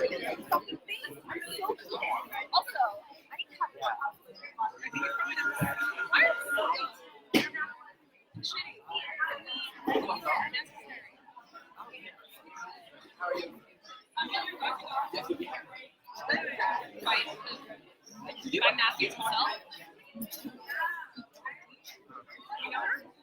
That was trash.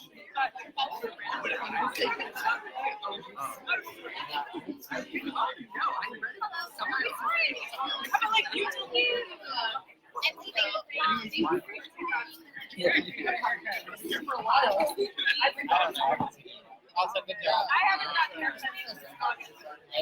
job. I'll take the job. I don't know.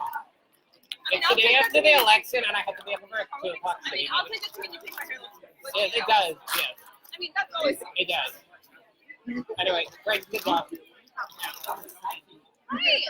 I was.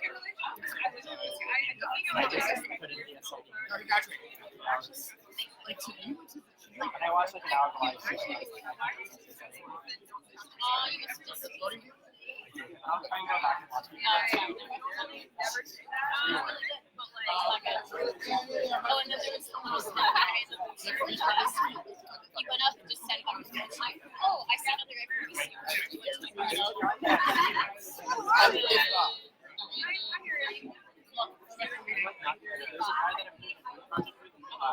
I just saw walk out, and I know he's like,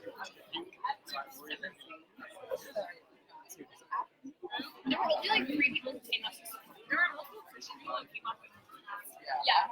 Oh, I want to go. I need to go to this guy Alex. Oh. No, the old people that were VCR. Yeah. Or in the we should. I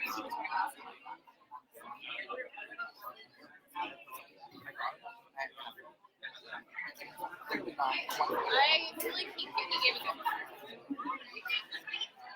Oh, he's good.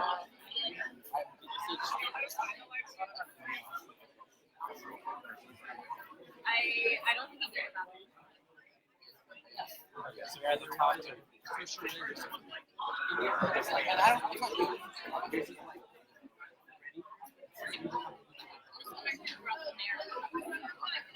Where? Right there. So like.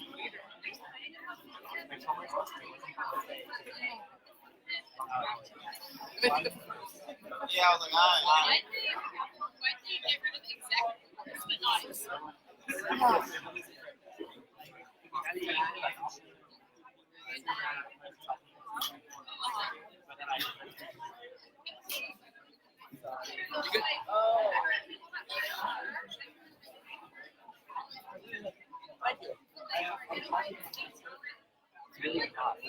Yeah, it was true. Solid. Oh, wonderful. What was it? Fun. Well, it's nice to see you again. Yeah.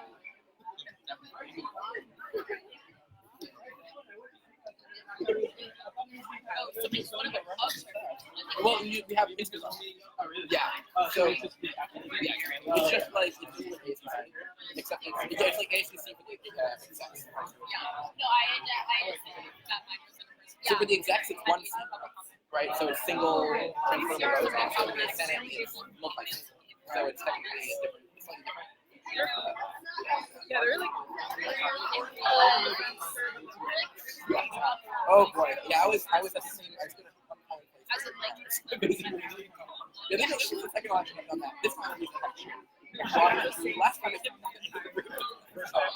yeah, but this time it's good. I mean, you know, we got most of what we want. Can you look at Romario's? That was yeah, you know, but we basically we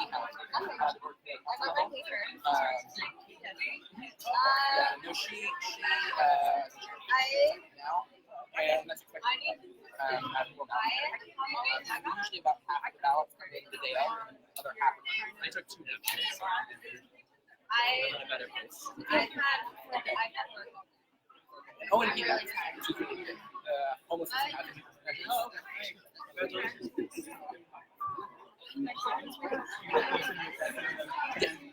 unfortunately, the part that deregulates ADUs from control. Yeah. Yeah, we're working on that.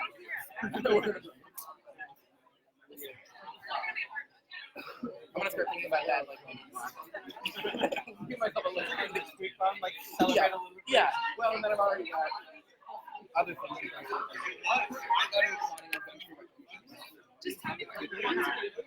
But not parties. Parties in the individual sense. Parties. Are you guys what you're eating? And 4 p.m. I really wanted to get. Oh, very cool. Didn't really work out. Yeah.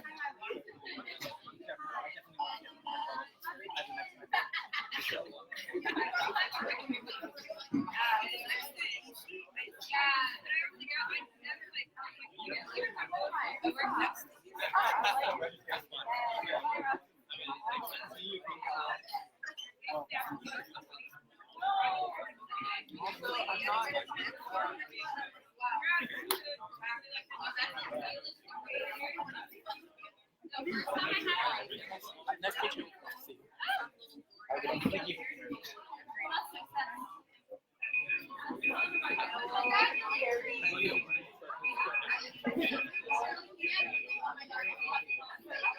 All right, senators, if you can please get back to your seats so the meeting can be that would be great. Senators, if you could please get back to your seats. We will be doing roll call in a minute. Not all of us are back in our seats. A minute starts now. So feel free to find my I'll be Neil, don't leave. I'm just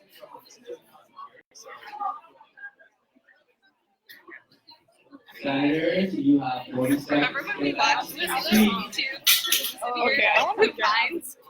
Courtney was a good. Remember Vines? Yeah.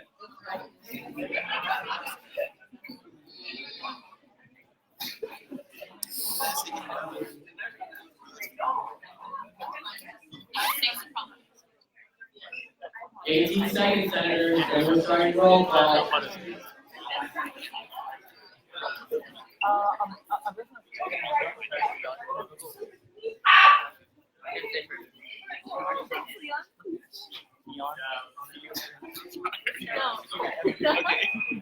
All right, Senators, if you are not back in your seats, we will be starting quorum call.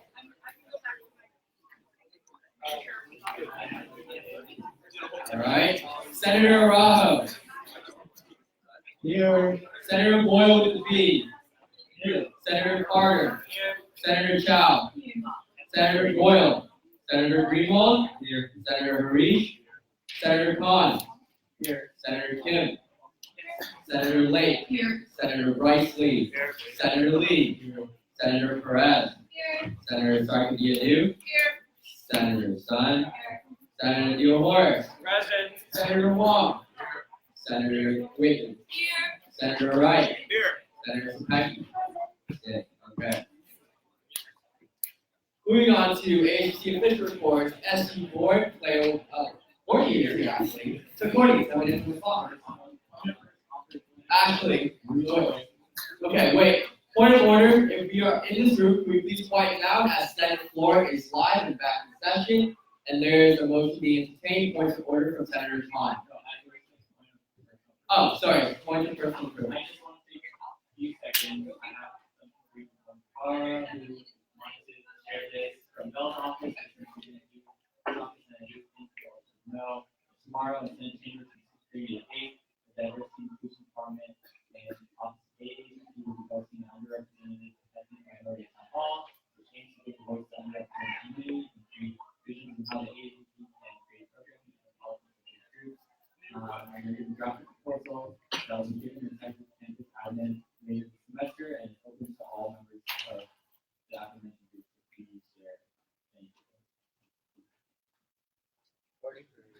Hi everyone. I wasn't expecting to be here this late, but I love giving my Senate report. So I know it's been a long night, so I'll keep this brief. But I'm happy to answer any questions you all have. Not much has changed in the SU world since I last gave a report. I've been trying to get answers from administrators around certain things related to the Lead Center especially, but also our budget for next year. And I've been having a hard time getting definitive answers. So I'm hoping to set up some meetings with Tom Lowry and the dean and other people soon to try and push them. But in the meantime, we're kind of in the same place. We have a meeting next week, so I'll send out a public notice for that as soon as we have our final time. And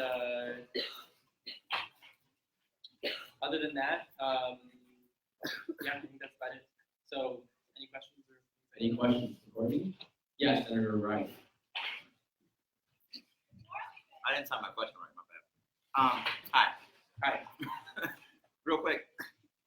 I've heard some stories that student union boards might be considered replacing Pinky and Reds. Is there any truth to that, or could you speak on that? Yeah. So it's complicated because essentially the board voted over the summer last year, this summer, to work with the Berkeley Student Food Collective and the other groups around this campus kitchen model to get them a space in the student union for the spring semester. So in order to see if there's a model in which a sliding scale restaurant or sliding scale food option with volunteer workers that prepare meals based on reclaimed food from the dining halls could be a long-term, if it could both generate enough revenue to sustain itself in the space and be, a great way for students that are facing food insecurity to access food on campus in the student union, which I think is an exciting premise. We're, cognizant that there's two things about the Student Food Collective that make it unique. The first is that because it uses volunteer labor, it has less labor costs. So it's at a different place where it can set its price point differently than Pinky and Reds or any other vendor that we would use, basically. It's also in a position where, because of that and because of its sliding scale prices, it probably wouldn't meet the revenue projections of like a for-profit or something like La Cocina as a nonprofit has higher prices. So hopefully it's enough. I'm hoping that it'll either attract people to the space to eat in general, which will cause La Cocina to do better, or because the space will feel more like a place to eat, and or that maybe there's an opportunity for private sponsorship of the campus kitchen through like Cliff Bar. Point of order. Not all use your phones all at once. I see like 12 heads down. Thanks. If a private company or some other group, a nonprofit, something could allocate money to help support it and make up for the revenue that it wouldn't generate, then that could be good as well. So that's the first thing, is we allocate the space. The reason that Pinky and Reds comes in here is because we obviously have 4 food spaces. The 3 that are outside of Pinky and Reds all share the same kitchen. So it's hard to support a mixed vendor in that space because it was built for Chartwell's, who was taking over all 4. So there wasn't a need for separate kitchens. And so for health and safety reasons, it's really hard to put the food collective in one of those 3 spaces and not disrupt La Cocina or have issues with health. But so that leaves the food collective or the campus kitchen in the space that's occupied by Pinky and Reds. When we signed the contract with year, and that Pinky and Reds, the space that Pinky and Reds occupies would only be La Cocina's officially at the time for the first semester. And then pending an agreement with the food collective, there might have been an opportunity for La Cocina to extend that lease if we weren't able to work out something with the food collective, but we're still in the process of trying to figure that out with the campus kitchen. The reason Pinky and Reds can't go to another space in the 3 in the shared kitchen model is because the grill and the fryer are all in the Pinky and Red space. So my understanding is that there might be some way for them to share the space, but I haven't been completely brought into the loop on that. I've been trying to get clarity, and I don't know what that would look like or if both parties are interested in it. But I was always under the impression when I voted for this agreement that Pinky and Reds, or that space would only be occupied by La Cocina in the fall and the food collective and the campus kitchen in the spring, and that I didn't understand that there might be a shared vacancy model. So that's still something that's a little bit up in the air. But at the moment, my understanding is food collective will move in and Pinky and Reds will vacate the space in the spring semester. So I know that was a lot, but I wanted to give you all the comments. Does that answer your question? Yeah. But Pinky and Reds, I think, is actually one of the most successful vendors. Right. So and I really like their food person. So I'm if there's a shared vacancy model that would work with health and safety reasons, I think it'd be great, but I'm not sure that that can be possible. Right. It's one of the most successful. There's a lot of excitement around it being one of the first Black-owned businesses on campus in a long time. So I just want to know if we could explore options to keep it there or somewhere in the student union or somewhere on campus. There's a lot of kind of passion and admiration for it. We'd like to see it stay. Yeah, I'm a big supporter of it. La Cocina's mission in general, but also the Pinky and Red story and their food. So if there's a shared vacancy model that makes sense for both the campus kitchen and Pinky and Reds, great. Maybe there's a way to work that out. But at the moment, Pinky and Reds isn't entitled to that space in the spring unless something changes. Any other questions, Senator? And the thing covered quite a I apologize. I just got a quick question. Do we have any numbers or metrics on how well the restaurants are doing in terms of revenue and engagement? Yeah, my understanding is that La Cocina is doing better than Chartwell's was in the space. I don't, on the top of my head, have the numbers, and I haven't been sent them yet. You might know we just got a business and finance director again for the first time in like a year and a half, which is very exciting, but means that we're a little bit backlogged on finances. So I'm hoping, I asked at the last meeting to get a side-by-side comparison of how well each La Cocina space is doing compared to the Chartwell space that was there, as well as the pop-ups that were in that space last year. And hopefully that's something they can put together soon, but I don't know the numbers at the moment. I just know that La Cocina is at least performing better than Chartwell's was. But it's still not probably enough to justify food in that space as a revenue generating model, because they're not making anywhere close to what like a Telegraph business would need to make to sustain itself in that space. I think a lot of that has to do with the visibility of the restaurants down there, the fact that we have higher like fixed costs that cause vendors to charge more money, and a mission. You know, La Cocina has a mission that just as a product, both La Cocina and Red Door, for instance, like Red Door, the catering company they do benefits, they pay a living wage, so that those costs I think can be prohibitive. So it's hard to balance the student engagement around, you know, black-owned businesses and living wages and all those things with the need to make money, and that's just unfortunately a really hard like triple bottom line. But trying to balance that as much as possible. All right, Senator Rolando, about 2 minutes on the clock. Cool, thank you. My question was kind of adding on to stemming from what you talked about and thinking the red. Just to have a conversation with them a couple days ago. They're very much left out of these entire conversations. The notices they're getting is, oh hey, you're displaced now. Oh hey, this is happening. So I wonder what are we doing as students to protect their rights as a small business, the fact that they added so much life and culture to MLK to this campus. So I wanted to see what we can do, what you can do, what the Senate body can do to push back on this idea of displacement in the spring. Because I think if they are doing wrong, they are adding a lot. It doesn't make sense to them. And also just again like how included they are in the conversation of these decisions, and finding alternative sources for the food collective instead of that space in itself. I know that's a lot that I'm like spitting out, but I think it's just because everything's moving so fast. These decisions are being made without consulting them, without consulting our students, or maybe you were the board. I didn't know. I don't know you, but yeah.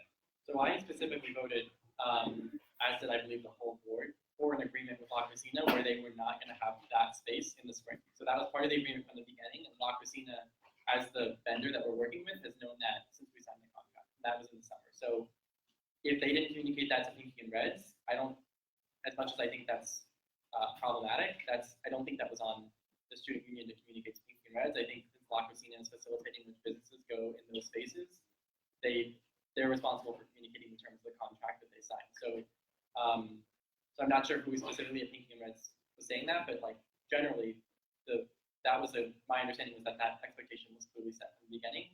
And the reason that expectation was set was because there's also a huge student interest in having the food collective and the campus kitchen work to take food from the dining halls and repurpose it. So it's hard to balance all those needs when you have limited space. I get a motion for an extension or I think that's all.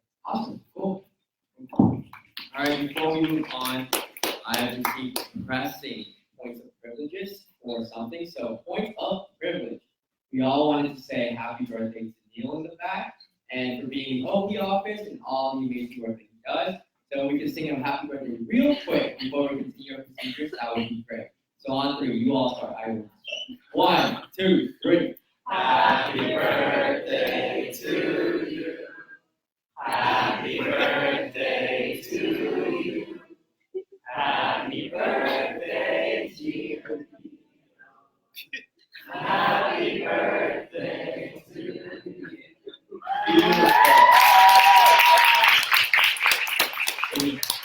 Happy 21st. Unless you're 22, then happy 21st. All right, moving on. Mental health commission chair. Claire will be giving the announcements. Hello everyone. Katie doesn't have any new announcements today. She just asked me to let everyone know that they can email her with any questions. Beautiful. Moving on. JC chair, Marie. Oh, what? I'm so sorry. Elections council chair, Shereen.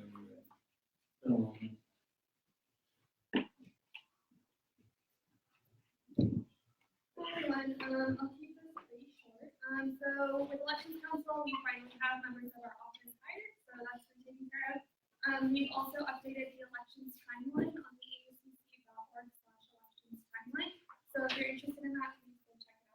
We also have an elections info session in the fall coming up on November 29th from 7 to 8 p.m.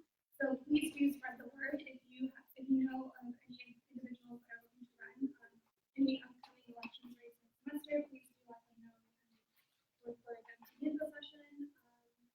And I'd love to hear any comments you all have about doing the elections process. And if you have any questions, feel free to email me. And that's it. Are there any questions for Sheree? No. Comments, concerns? Cool. Thanks, Sheree. Thank you. Now, JC Council. JC Chair, Marie, whenever you're ready.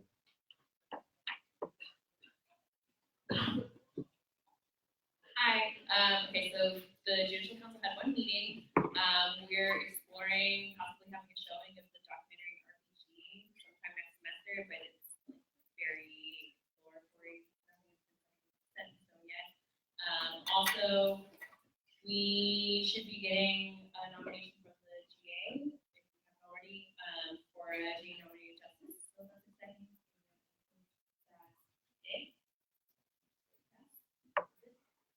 Yes, Senator Perez. Yeah, the documentary, not the, but yeah, there's a documentary. Any other questions? Final calls. Thank you, Marie.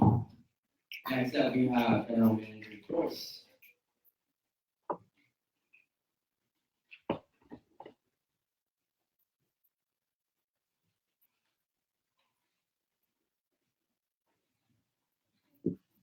So we haven't had much change either, but I do have a few things that I kind of want to put on your radar now. The first one is PRFs will be due very soon, and just want you to submit them on time, so that you can get your check before the semester ends. If you don't get it by the deadline, you'll have to wait till January.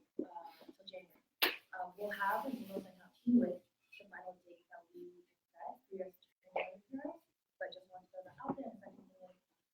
And second thing is, with your stipend, again, the PRF is going to have to fill out. So with that, you guys can't stage to it, so just know that when you guys are submitting it. Any questions for Joyce? Senator Carter. Thank you for the cookies last week. They were so good. Thank you. Any other comments or questions? Final calls. Thank you, Joyce. All right, moving on, we have already finished the committee reports. Public comments on consent calendar, none. Attendance roll call. Second of the night, starting with Senator Araujo. Senator Araujo. Here. All right, Senator Boyle with a B. Here. Senator Carter. Here. Senator Chow. Here. Senator Boyle with a G. Senator Greenwald. Here. Senator Harish. Here. Senator Khan. Here. Senator Kim. Here. Senator Lake. Here. Senator Bryce Lee. Here. Senator Lee. Here. Senator Perez. Here. Senator Sarkisian. Senator Sarkisian. Senator Sun. Here. Senator Theohoris. Present. Senator Wong. Here. Senator Whitney. Here. Senator Wright. Here. Senator Sapecki. All right, Senator Sarkisian. Senator Sarkisian. Okay, moving on with consent calendar. Does anyone wish to pull anything from consent calendar? If so, it goes into immediate consideration. There is no need for a second motion. Looking like there's none. Is there a motion to adopt the consent calendar and pass it unanimously? Senator Theohoris. Motion to adopt the consent calendar. Awesome. Is there a second? Senator Sapecki. Are there any objections? All right, the consent calendar passed unanimously. Moving on to new business, FR 1819 F12 will go to FICOM. SR 1819-41 in support of repealing Proposition 209 will go to XCOM. SR 1819-42 in support of condemning the results of the USD report on last year's public colleges and universities will go to XCOM. And SR 1819-43, a bill to support increasing student representation in the academic setting will also go to XCOM. All right, moving on to adjourn. May I get a motion to adjourn this meeting at 11:40 p.m. Senator Lake. May I have a second? Senator Sapecki. Are there any objections? I apologize. Roll call. So you all stay in your seats this time. Cool. All right. Final roll call. Senator Arado. Here. Senator Boyle with a B. Senator Carter. Senator Chow. Senator Boyle with a G. Senator Greenwald. Senator Harish. Senator Khan. Senator Kim. Senator Lake. Senator Bryce Lee. Senator Lee. Senator Perez. Senator Sarkisian. Senator Sun. Senator Theodoros. Senator Wong. Senator Whitney. Senator Wright. Senator Sapecki. Meeting has been adjourned at 11:40 p.m. Good night. Are you heading home to the